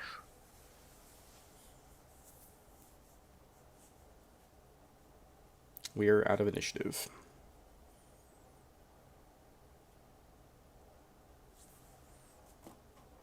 That was interesting. I'll turn to the halfling beside me and just be like, "What was that?" I don't know. They just attacked the carts. I guess there were some shady people traveling with us. I don't know.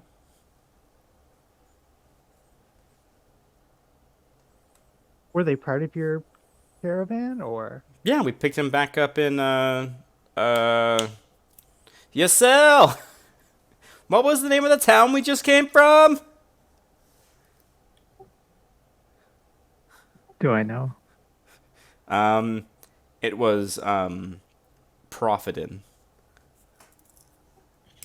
Profitin.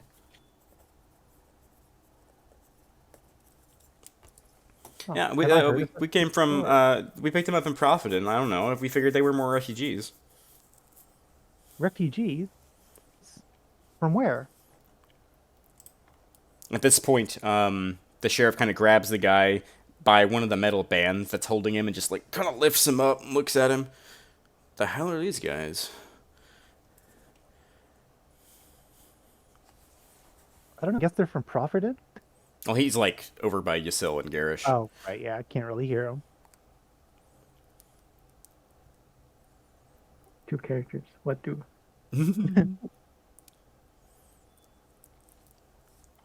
Stay alert. One of them still. Wizard still out there. Damn it. Go, fan out, find the wizard. I got him. I'll bring him in. As he dropped the bandit back on the ground, who's still wrapped in the iron bands that have him completely petrified. It's like the Harry Potter spell that they use on Neville. It's like that, but like iron, like banding that's all wrapped around him.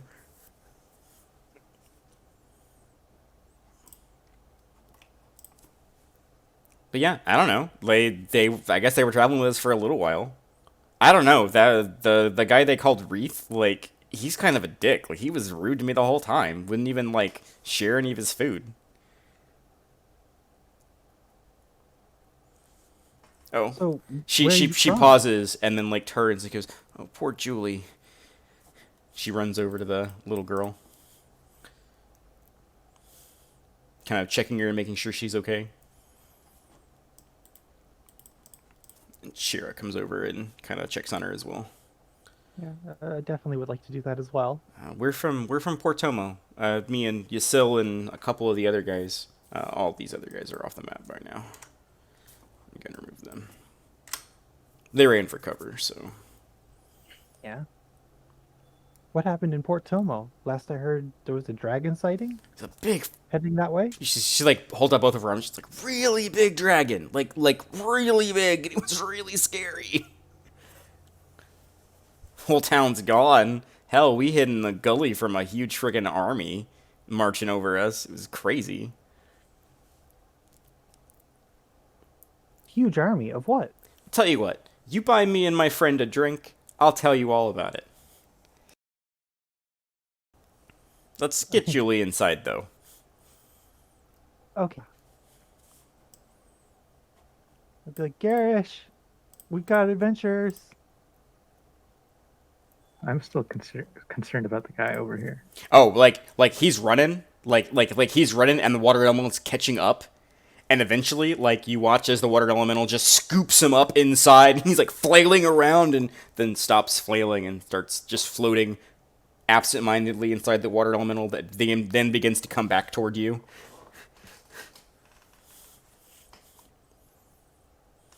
I'm gonna prioritize retrieving the guy from it. Yeah, like the water elemental gets up, back up to you, and like you just reach in and just pull the guy out, and he just flops onto the ground unconscious. How long does the elemental last? 10 minutes. It's just standing there, awaiting further instruction. Garish is just gonna give it a thumbs up. It replies with its own thumbs up. Like sloshily.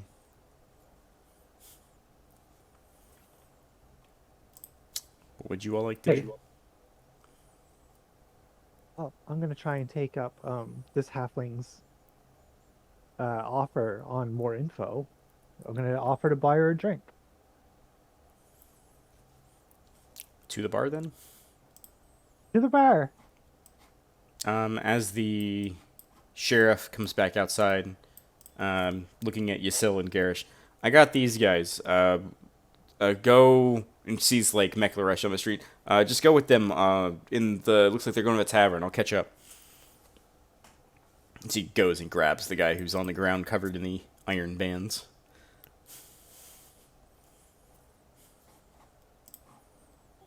hey, you were pretty good out there. I think we both earned a drink.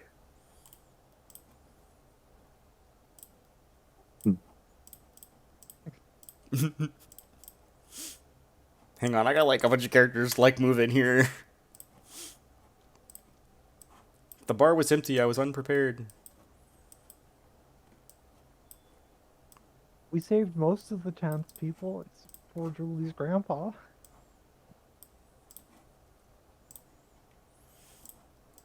Garish stumbles in as the potion wears off. You like so you step back inside and the potion wears off and you just like literally like have to grab the table. I don't know if you've ever like exerted yourself so much that you almost blacked out, but that's kind of what happens here. Is like your vision kind of goes dark for a moment. You like grab the table to steady yourself as the potion wears off. It happens to me regularly. Yeah. I'm gonna help her After down a into few a chair. moments, your vision comes back to you and you kind of like breathe in heavily, but you're good.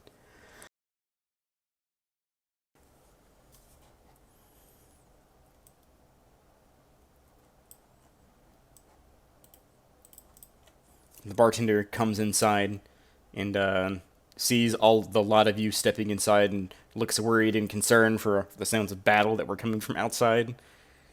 Is everything okay? It is now. These poor people were under attack. Uh, they were on their way from Port Tomo. I guess the town is just it's gone. Hey, do you have a spare room? My friend Julie is like real hurt. She's like, oh, Um, and she runs over to the to Tasha who's carrying the girl. And she's like, yeah, yeah, right this way, and the three of them disappear upstairs. I'll be right back.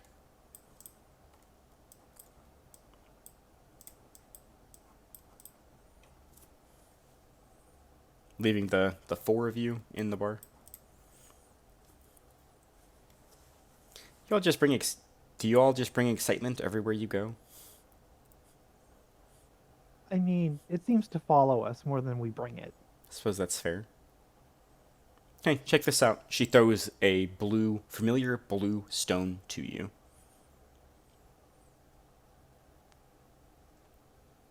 What's this?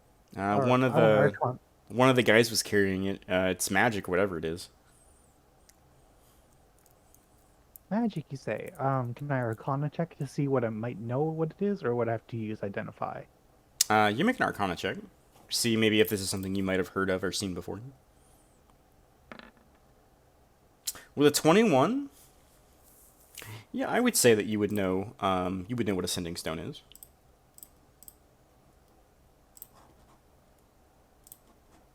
Okay, so what is a sending stone? This is a Oh, sending there stone. it is.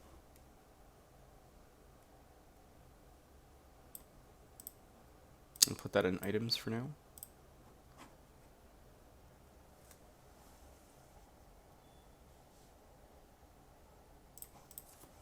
I was kind of hoping we could use to track down the other guy. It doesn't seem like we can use contact him until the next day. We can't even threaten him yet.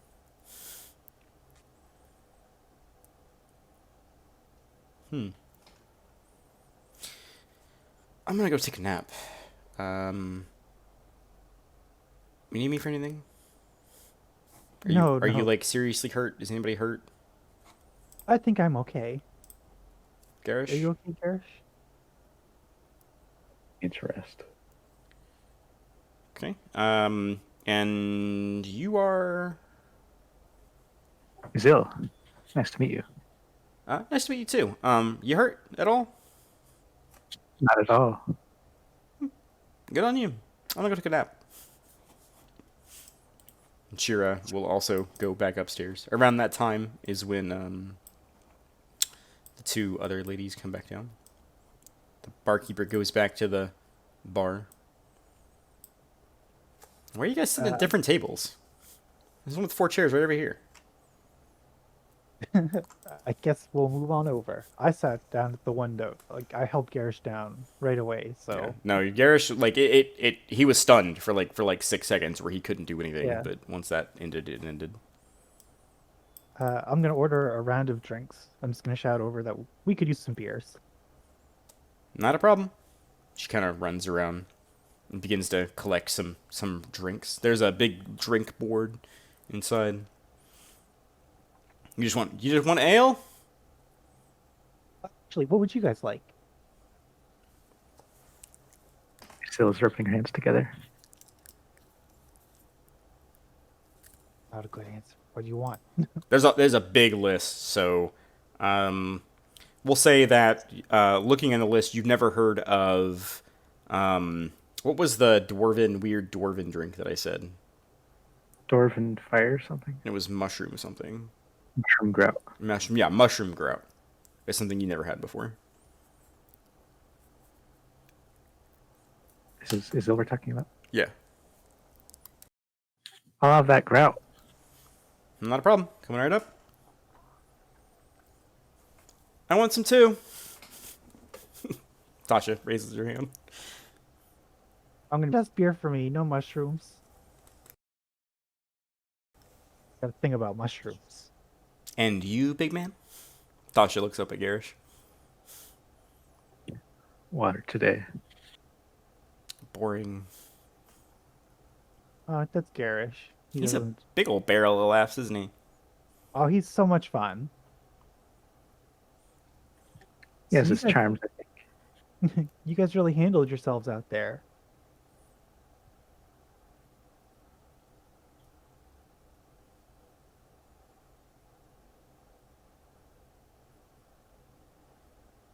So, you said you're refugees from Port Tomo. Where are you heading?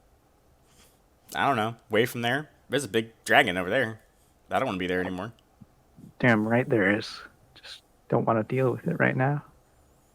I can understand. As far as we know, there's a punitive army forming to go fight it, but I don't know how successful they'll be. I don't think we've heard anything about that. It was just big dragon and then people trying to rob us on the road. It's been a fun time.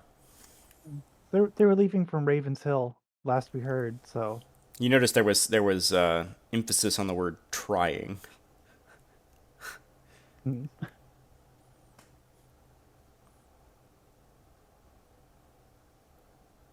Well, I so you mean, just Ravens Hill sounds nice, but I'd like to get as far away from this thing as I can. well, we're heading to Guiding Light. You're more than welcome to join us. I don't know. I think like we were talking about heading up north to past Malia, some place called Hearthholm. Hearthstone. Yeah, you can see the mountain ridge from there. It's really beautiful. At least that's what I've heard. I've been there. It is. Oh, That's much further than I've ever been, but I would like to go up north someday. I mean it's a long We slog have through the planned, desert, but most of the well, caravan was heading that way. Well, most of what's left. I mean, going through the desert is quite an ordeal. It might be easier to secure passage and port uh, up north through Guiding Light. From what I understand, is one of the only major port left down here south of the desert. So Garish would know that if they were headed to Hearthholm, that's about as far away from the water as you could get. It's like smack dab in the center of the green area in the Frostfell. So we wouldn't really save time going to Guiding Light and then taking a boat.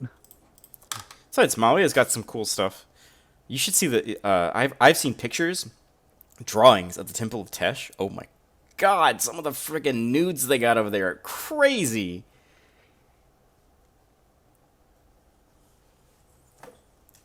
Sounds a very strange temple It's a temple of art. It's a temple of crafts. It's a temple where people make beautiful things.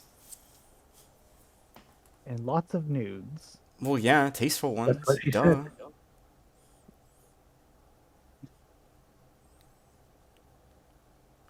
She kind of Well, like extends her hands, like you should see some of the.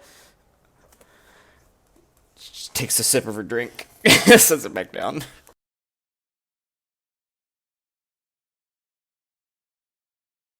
well, if you're heading up north, I mean that's somewhere I would like to go. Garish, what about you?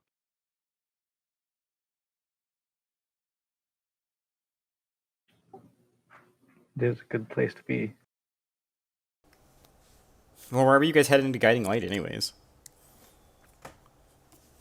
I was originally going there to get clues about something that was resolved for me, but all I have left to do in Guiding Light myself is to deliver a package for a friend I left back in Briarton.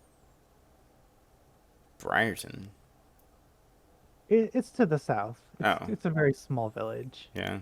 Sorry, I lived in Portomo pretty much my whole life, so.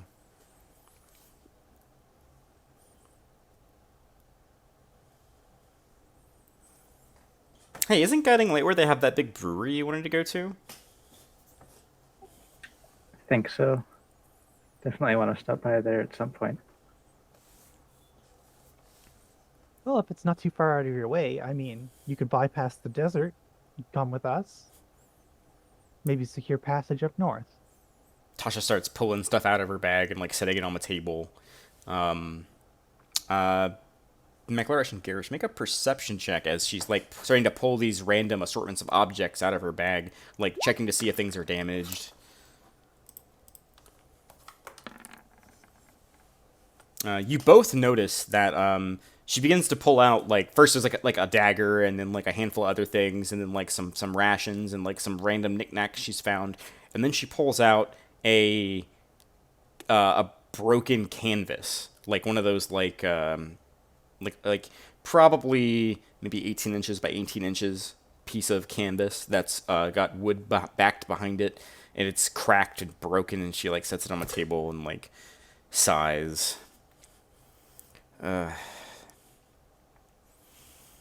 If you like, I could try and maybe fix that. I know a couple tricks. Can you? I can try, and I'm gonna cast mending on it. Sure, you take some time and you kind of move your hands across it, drawing these arcane sigils. And after a few moments of concentration, you watch as the cracks slowly begin to seal and complete, and you manage to actually mend the break in her canvas. Oh, awesome! She kind of like leans back and begins to start to like do some sketching with what appears to be a pencil of some sort on the actual canvas proper. She's looking at Mechlaresh while she's doing that.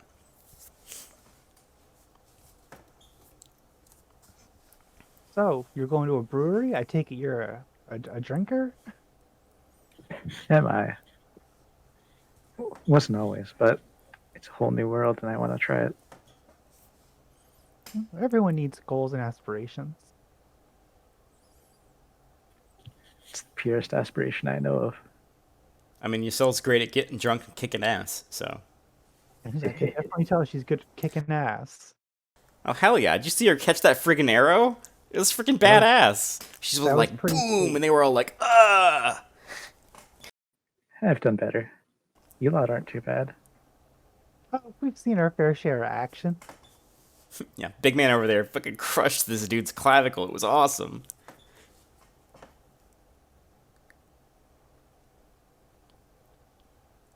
Sorry, he's shy.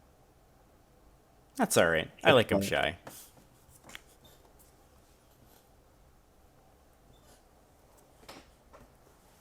Just keep sketching away. Zill's gonna lean over. She kind of like hides it from you, and then she like chuckles and like shows you. And it's a very rough sketch of Mechlaresh. It's not very good.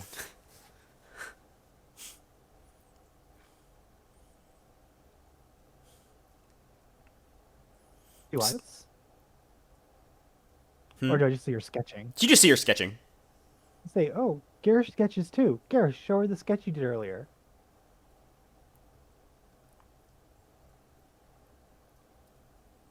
Write it out. Oh, come on, it's really good. It's really pretty. Tasha looks interested. He'll pull it out. Oh my... You drew this? This morning. It was just before you arrived, actually. Dude, he's cute and he can draw.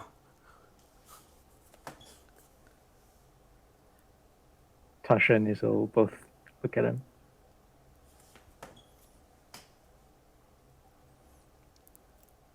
This guy's awesome. Have you known him for long? Not too long. We've been adventuring together for, about 2 months, I want to say. Didn't really know him too much before then. He hasn't really opened up a whole lot. He's pretty shy. He doesn't talk a lot.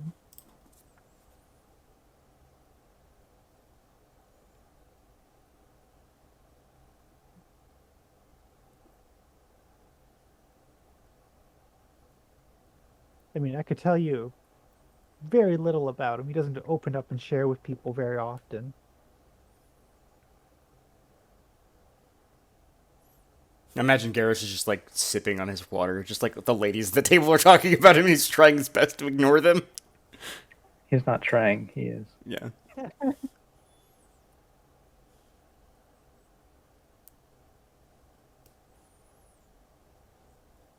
Well, I don't know what sort of state your caravan's in, but we do have a carriage, and we'll be heading towards Guiding Light. Probably not too long from now. I was gonna take a bath, and I'll hold up my hands, and they're still covered in ink. And be Ew. like, "Yeah, had a bit of an accident yesterday. Got back, was about to take a bath. Shit happened. We're here now." Jeez, looks like you spilled a lot on yourself. Uh, I wasn't really myself when I was writing, so Let's say for somebody there that was can some shoot accident. lightning, you must be pretty clumsy. You have no idea. She never did cast mage armor. There were more important things to do.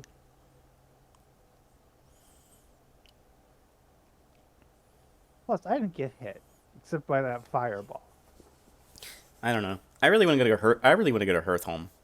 I hear it's really nice. The weather's really nice. It's kind of like how it was in Port Tomo, but no dragon. Besides, I hear it rains a lot in Guiding Light. Not my thing.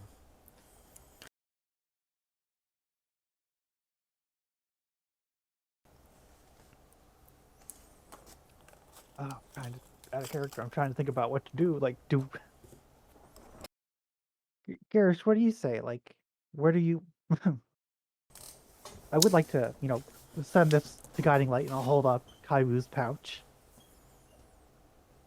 I'm about to say, like, she kind of looks over at Garish. Like, we could really use some more security on the caravan. Garish looks up.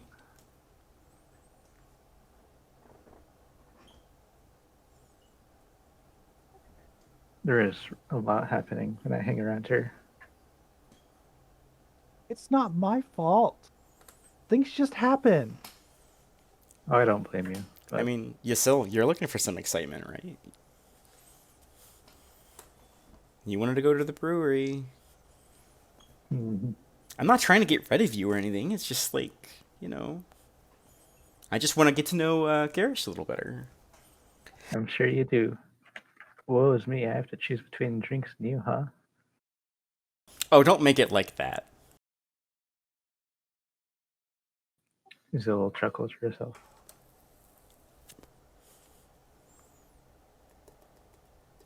Well, I mean, it seems like our paths are diverging a little bit, Garish. Did you want to go with the caravan?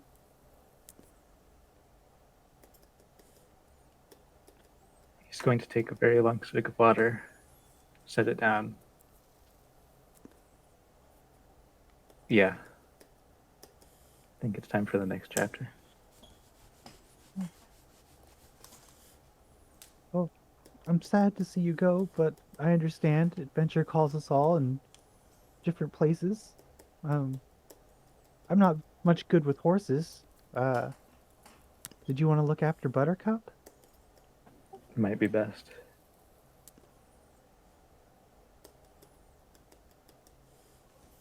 I don't know. Intrigued Tasha. Like we got carriages and we got horses, so it's not like you got to take your stuff with you. Besides, You don't understand. He has I- a lot of weapons.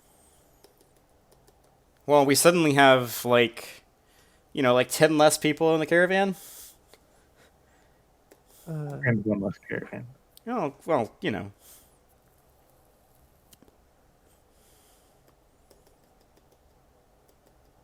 I mean, I'm not trying to jack your ride or anything. Oh, Well, but Horn Lady, look, I do need one favor though.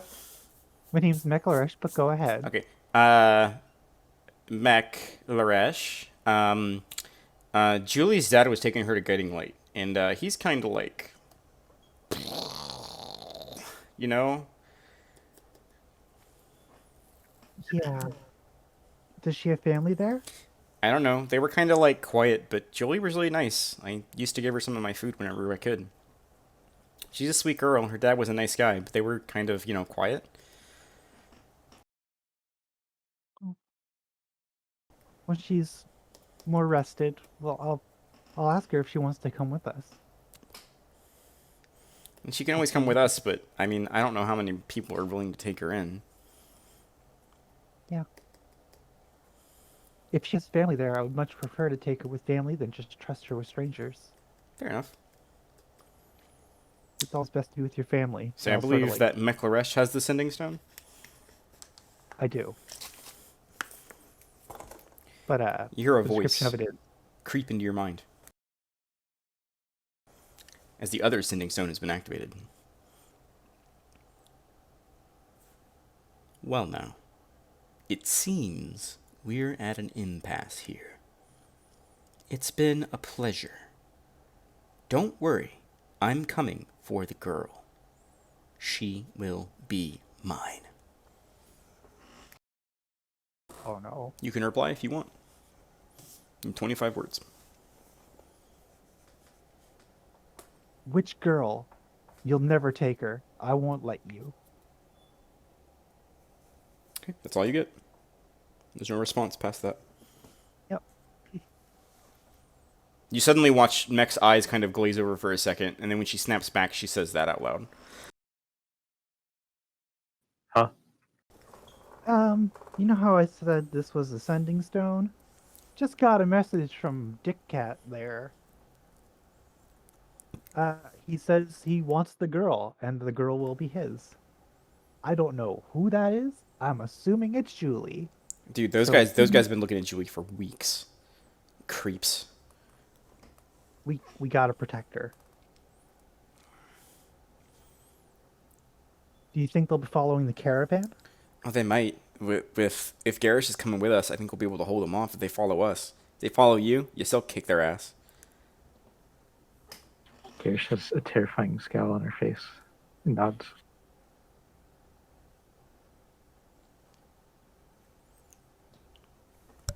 Oh, we'll ask Julie what she wants to do when she's able. I know she's probably still resting. Oh, yeah, I think she's like 8 or 9. She's pretty young, so. I mean, when she wakes up, you know, she's probably gonna take a long nap after what she endured. But the fact she's alive is amazing. Yeah, it was that was a difficult battle, and I really could have saved her father. Yeah, there's no going back on it now. You know, just gotta look ahead. She kind of takes another drink, sets down her cup, raises her hand for another drink. Just an ale this time. That one tasted like dirt. The waitress kind of laughs. She's like, "It's supposed to." That's The why I don't the like mushroom grog is very earthy, um, like an incredibly strong tea with an almost like gritty quality to it. By the way, gross. but when you drink it, it leaves this kind of warming sensation down your throat.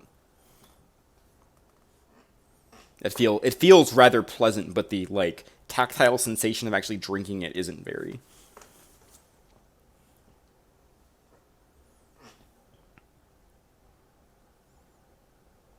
Well, I had a bath drawn for me, and if it's still available, I want to try and get clean. Oh, it's in the back. Sorry. Uh, there was a fight going on, so No, I totally understand. yeah, I put up some curtains, I guess. It's outside. I hope you don't mind. It's better than being like covered in ink all the time, and I'm gonna go and like I'm just gonna be like, "Excuse me, I need to get clean." Sure. Sure. You stand up and you watch as Tasha kind of like circles around, continuing to draw and following you as you walk out, and then she stops and sets down the canvas on the table. It's very, very, very rough sketch of Mekleresh. Not nearly as good as the one Garish did earlier. I don't know. I like her. What do you think, Yusil?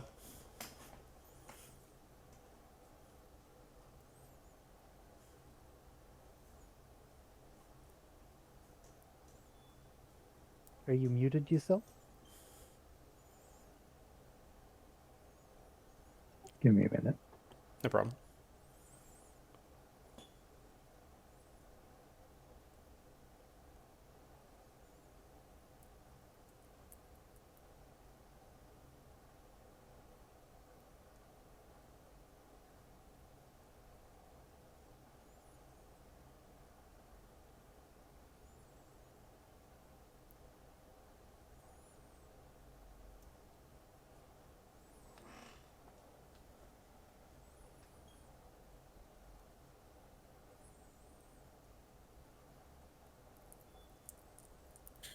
What was the last line of dialogue? What do you think about her? Talking about Who, Mech? Mekleresh. She's nice. Kind of pretty, too. A little bit. Not my type. He's more my type. Looking over at Garish, who's still trying to ignore the fact that they're there. He's everybody's type, I bet. Mm. He's a strong silent type. You know, you get used to it.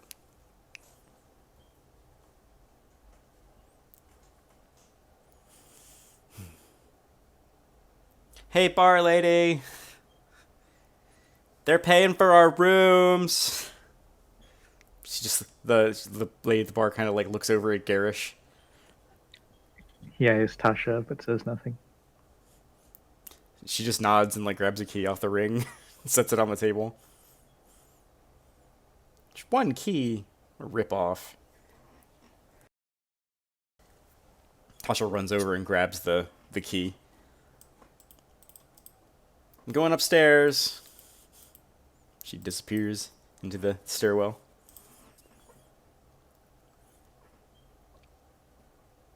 Any conversation between Yusel and Garish? Am I capable of any? I mean, you could talk to yourself.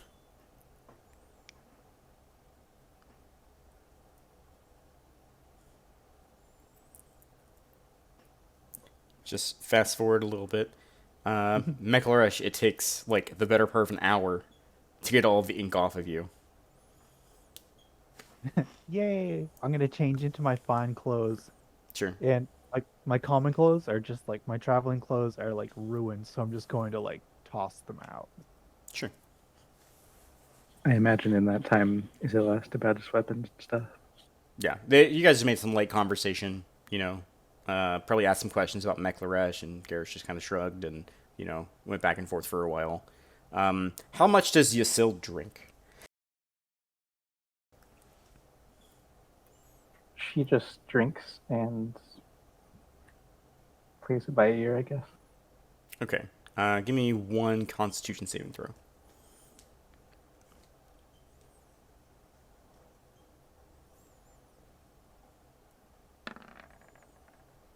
Okay, you're feeling pretty good. You're not drunk. You feel pretty good though. Yeah, after about an hour, Mekhlaresh, you manage to get all of your ink off of you as much as you possibly can, scrubbing and using a little small hand mirror and looking through my cat's eyes to look at yourself. You eventually get yourself cleaned. After that, I'm gonna walk into the barkeep and say, "So, what's the damage?" Uh, it's 4 gold for their room and 2 gold for all the drinks. Okay, so that's You glance over at the 9 gold. table and Yusila is sitting next to 4 empty drinks. Garish has got his water. Okay, I'm going to take out 90 silver pieces and hand them over Okay, fair enough. She kind of like out of my haversack. she like scoots it down off the counter into a box. Appreciated. Oh, I always pay my debts. Yep.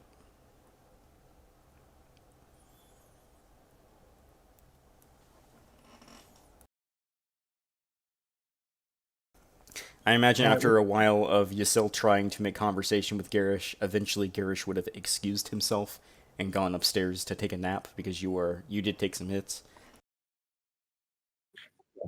including the brunt of a fireball, if I'm not mistaken. Half of himself. Yeah. So yeah, when you reappear in the bar, it's just you and Yasil. Yeah.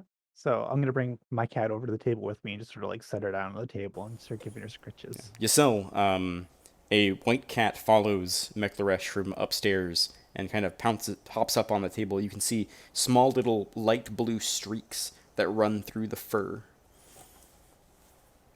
As it kind of like is enjoying its scritches and it looks at you and meow. Hey, cat, you buy me a drink? Meow. Sorry, she doesn't really spend much gold. And I'll look at the 4 drinks on the table and be like, "Haven't you had enough?" She tries to look at the glasses. It's only 3. Yeah, you're not that drunk yet. You need to drink more to get that drunk. Oh. I can take more than this.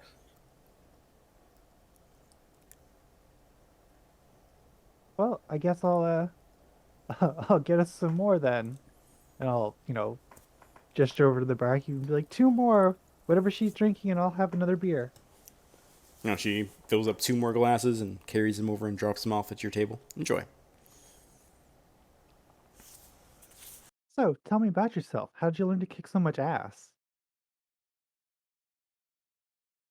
Well, you just pick it up when you kick ass your whole life. No training or anything? Just raw innate ass kicking talent?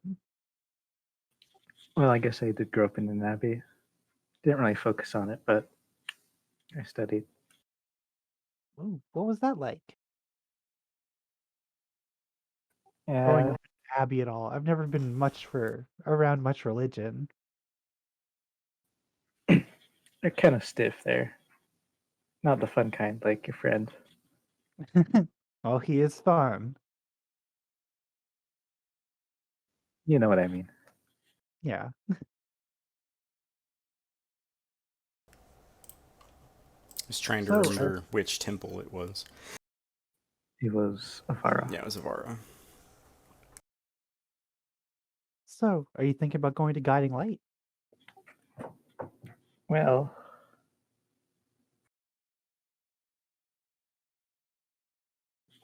out of character, what are all of our goals right now?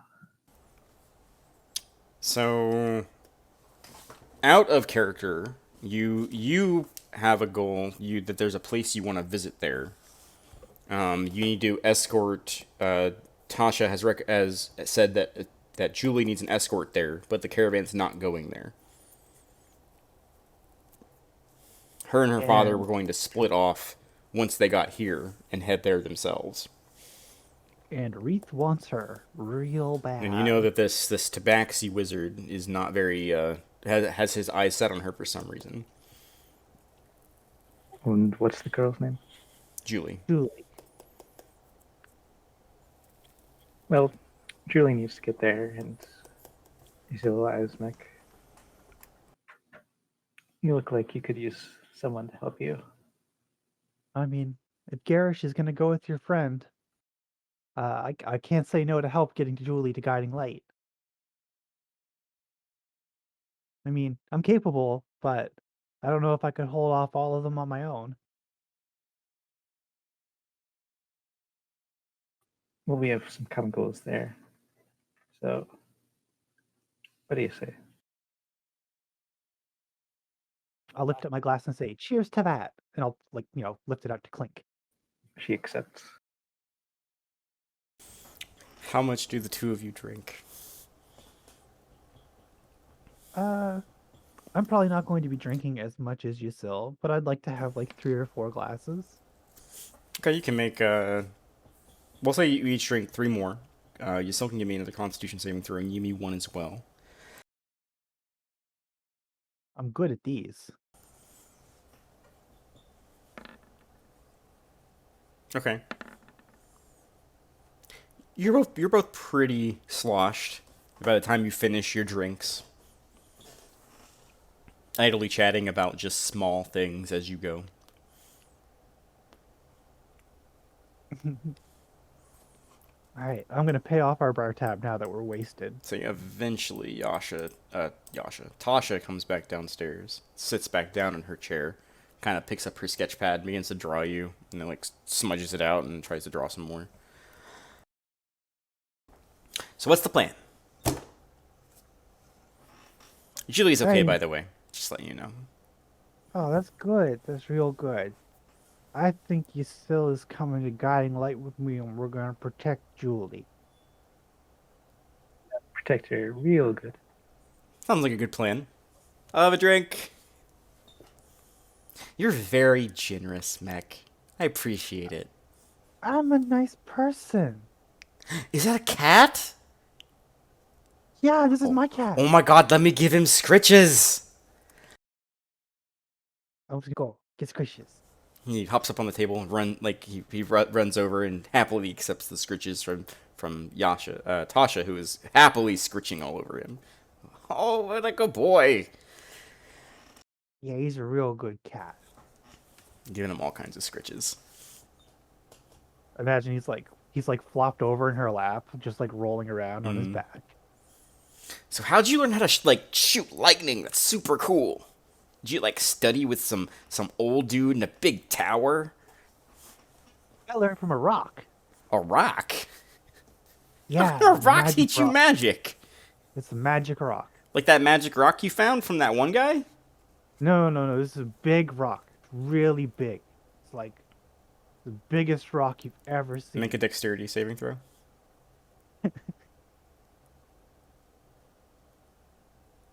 Oh, I'm not good at these. You lean back in your chair as you hold your arms out as the chair crashes down on the ground, sending you sprawling onto the floor.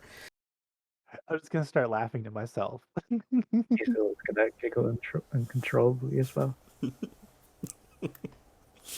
gonna like slowly pick myself up and right the chair. You two are gonna be the best of friends, I can already tell.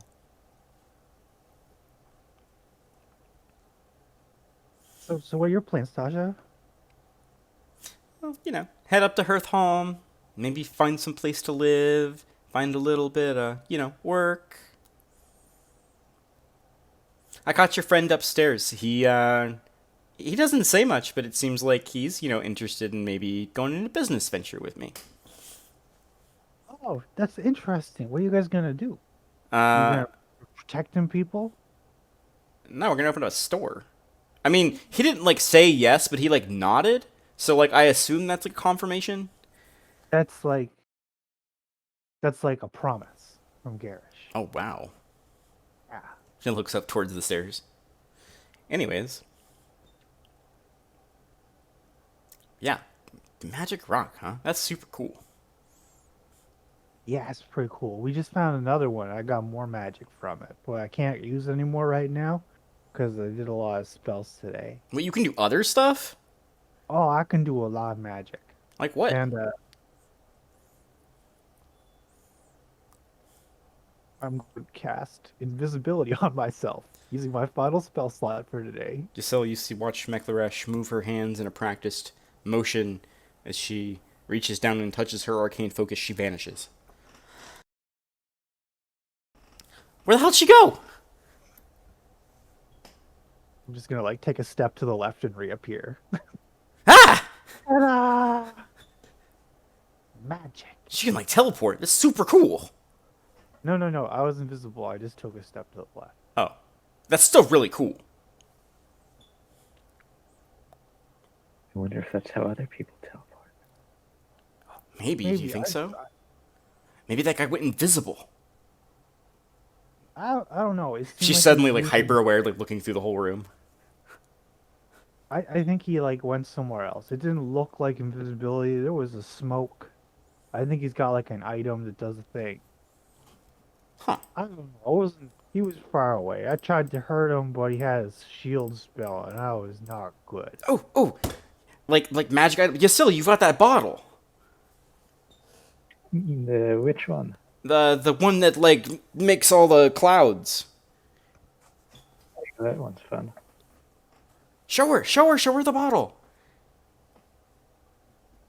She's gonna plop it down on the table and open it. Yasil brings out this vial that seems to be made out of crystalline glass, and on the inside you can see just this ever-shifting, like, black amorphous mass that's kind of like built on the inside. And when she pops the top off of it, you watch as this thick black cloud of smoke just fills the entire area and just begins to expand more and more as she leaves it uncorked. We'll be like, whoa, whoa, whoa, whoa, whoa. Maybe we don't smoke up the place. I have other spells, but like I don't want to damage the bar. Okay. It's super So- cool though, right? It's pretty cool. She'll attempt to bottle it. Yeah, it's no problem. You just pop the top back on. I imagine that you didn't like let it fill up the full 60-foot area, but like just around the table. Then you like recorked it. There were these one guys that tried to jump us, and Yasil freaking opened up the bottle and chucked it at them. They had no idea where she was when she was beating their asses in. It was awesome. That's so cool. I am so cool.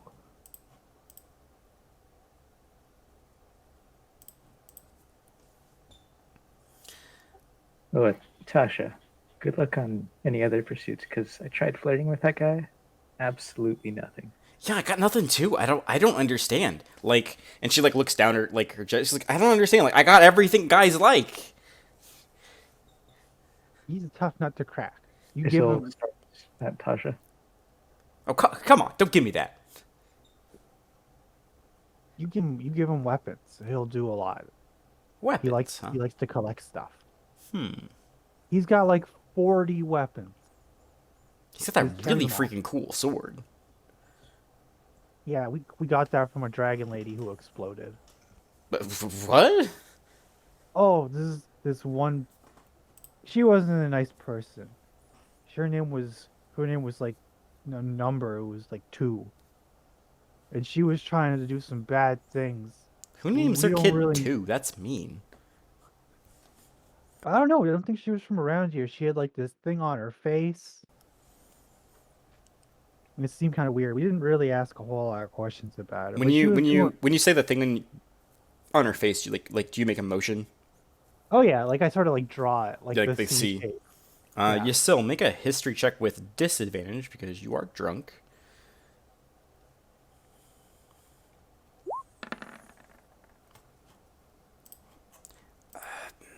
Something about it's like the way that she's describing it sounds familiar, but like you're having trouble like following the conversation a little bit. So like you just like you're like and then you lose whatever the thought was. Yeah, I just sort of keep talking, like not Yeah. letting you focus on it. Yeah, cute kitty. Yeah. Look at him, he's so Yeah, so cute. she was doing bad stuff in Ravenshill, and like she was trying to do like something to the nobles that were there. She had like a disguise or something, but it went away, and we saw her, so we chased her, and then she exploded, and we got covered in two goo. Ew. It was super nasty. Gross. I hate getting covered in stuff. I like to be clean. You were all covered like ink and stuff earlier. Is it like a normal problem? It's way too often. I don't like it. But anyway, we got thrown in prison because we were covered in someone and we couldn't explain ourselves super good. Because I'm not good at talking a lot of the time. I think you're great at talking. Oh, thank you. And I'll put up my hand and be like, more drinks. The the bartender just like shakes her head and begins to pour more drinks. But yeah, we got thrown in prison because we couldn't explain what she was trying to do. And then this guy offered to get us out of prison, but we had to bring a package here. So we did that, and that's why we're here now. That sounds shady. Yeah, it was super shady. Did you open it? No, there was like a spell on it, and I didn't want to be like that sort of person who peeks into mail. Yeah, yeah, you should have opened it. Yeah, you should have opened it. It's like, that's rude. I'm not rude. But what if it was like one of those like rocks that teaches you magic? You know, it would be very big. It would be very big rock. Well, you can't learn magic from small rocks. No. Small rocks don't say anything. I mean, there was a small rock that I had to put in a big rock that made the big rock all shimmery, and then a rock guy came out, Are you and following we had any of to fight this? him. Huh? But anyway, we had to fight a rock guy. Like Wait, wait, wait! Like a guy made of rocks? yeah, he like stepped out of the stone and he was all like, "Do not trespass in the spire of dawn." That's It pretty was crazy. oh, he was not very friendly. He would not talk to me at all. You I still, said I was hey, you still, supposed you to wanted heal. action. Like this girl right here. Like she is covered in action. And other things sometimes. Yeah, apparently. I don't like it. Don't make me cover in other things. Okay, she'll keep the oil of slipperiness to herself.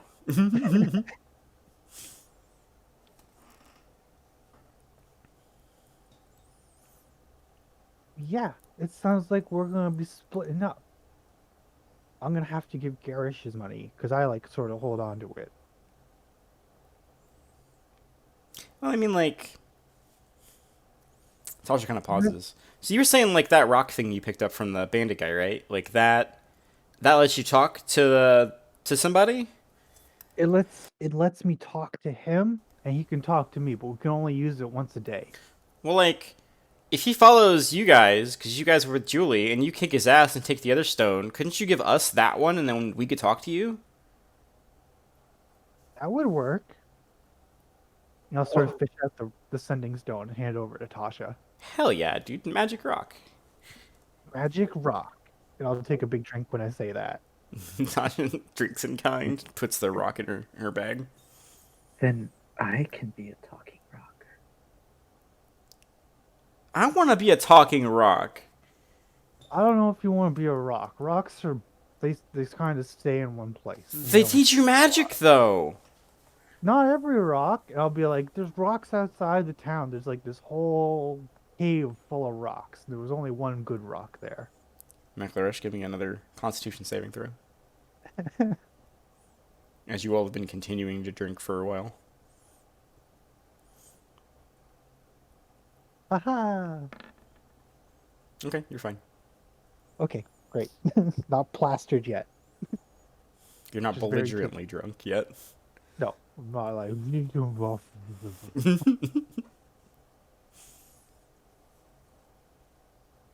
But I think we got ourselves a plan. So, like, why were you heading to Guiding Light other than the package? Or is that the only Oh. reason you wanted to go there?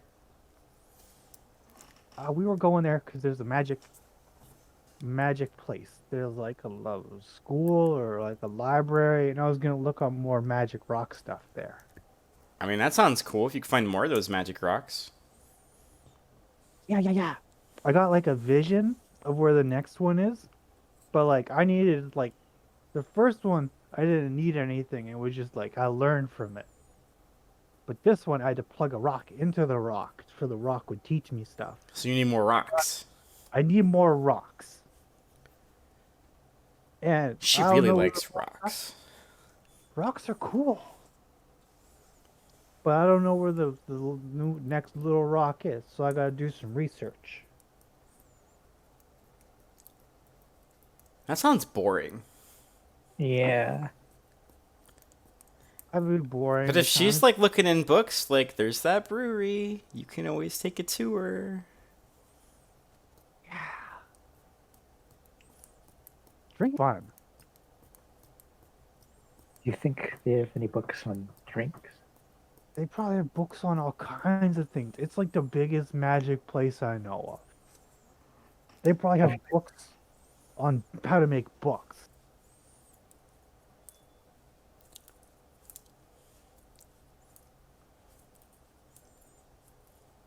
Tasha takes my cat, sets my cat on the table. All right, I can't go as hard as you, Sil. I gotta go to bed. I don't think I can go as hard as you still either. I might need bed too. Call it a night. I think that's a good idea. Come on, you Sil. I gotta show you where the room is. But I can go as hard as you. You don't know where the room is. I just show you fine. the room and you come back downstairs. Okay. Yeah, I've got like I gotta pay off the tab, the bar tab. So if I go to bed, please don't run up the tab.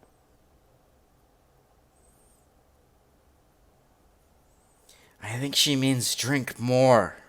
No. So with that, the three of you head upstairs. You are shown where your room is as Tasha unlocks the door, steps inside, and passes out on one of the two beds inside the room. She leaves the key with you. You head back downstairs, Meklaresh. You guys catch each other in the hallway for a brief moment.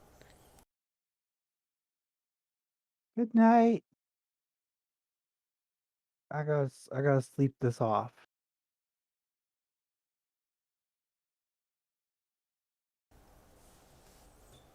Anything else you would like to do for the rest of your evening? When I get to my the room with, like, I assume Garish is in there. He might be asleep. Yeah. Yeah. I'm gonna try and very quietly count the money. Okay. You don't do it very quietly, but you do manage to count the money. Yasil, anything else you'd like to do? No. And with the sun long past the horizon, the dark, taking you all, we're going to end today's game there.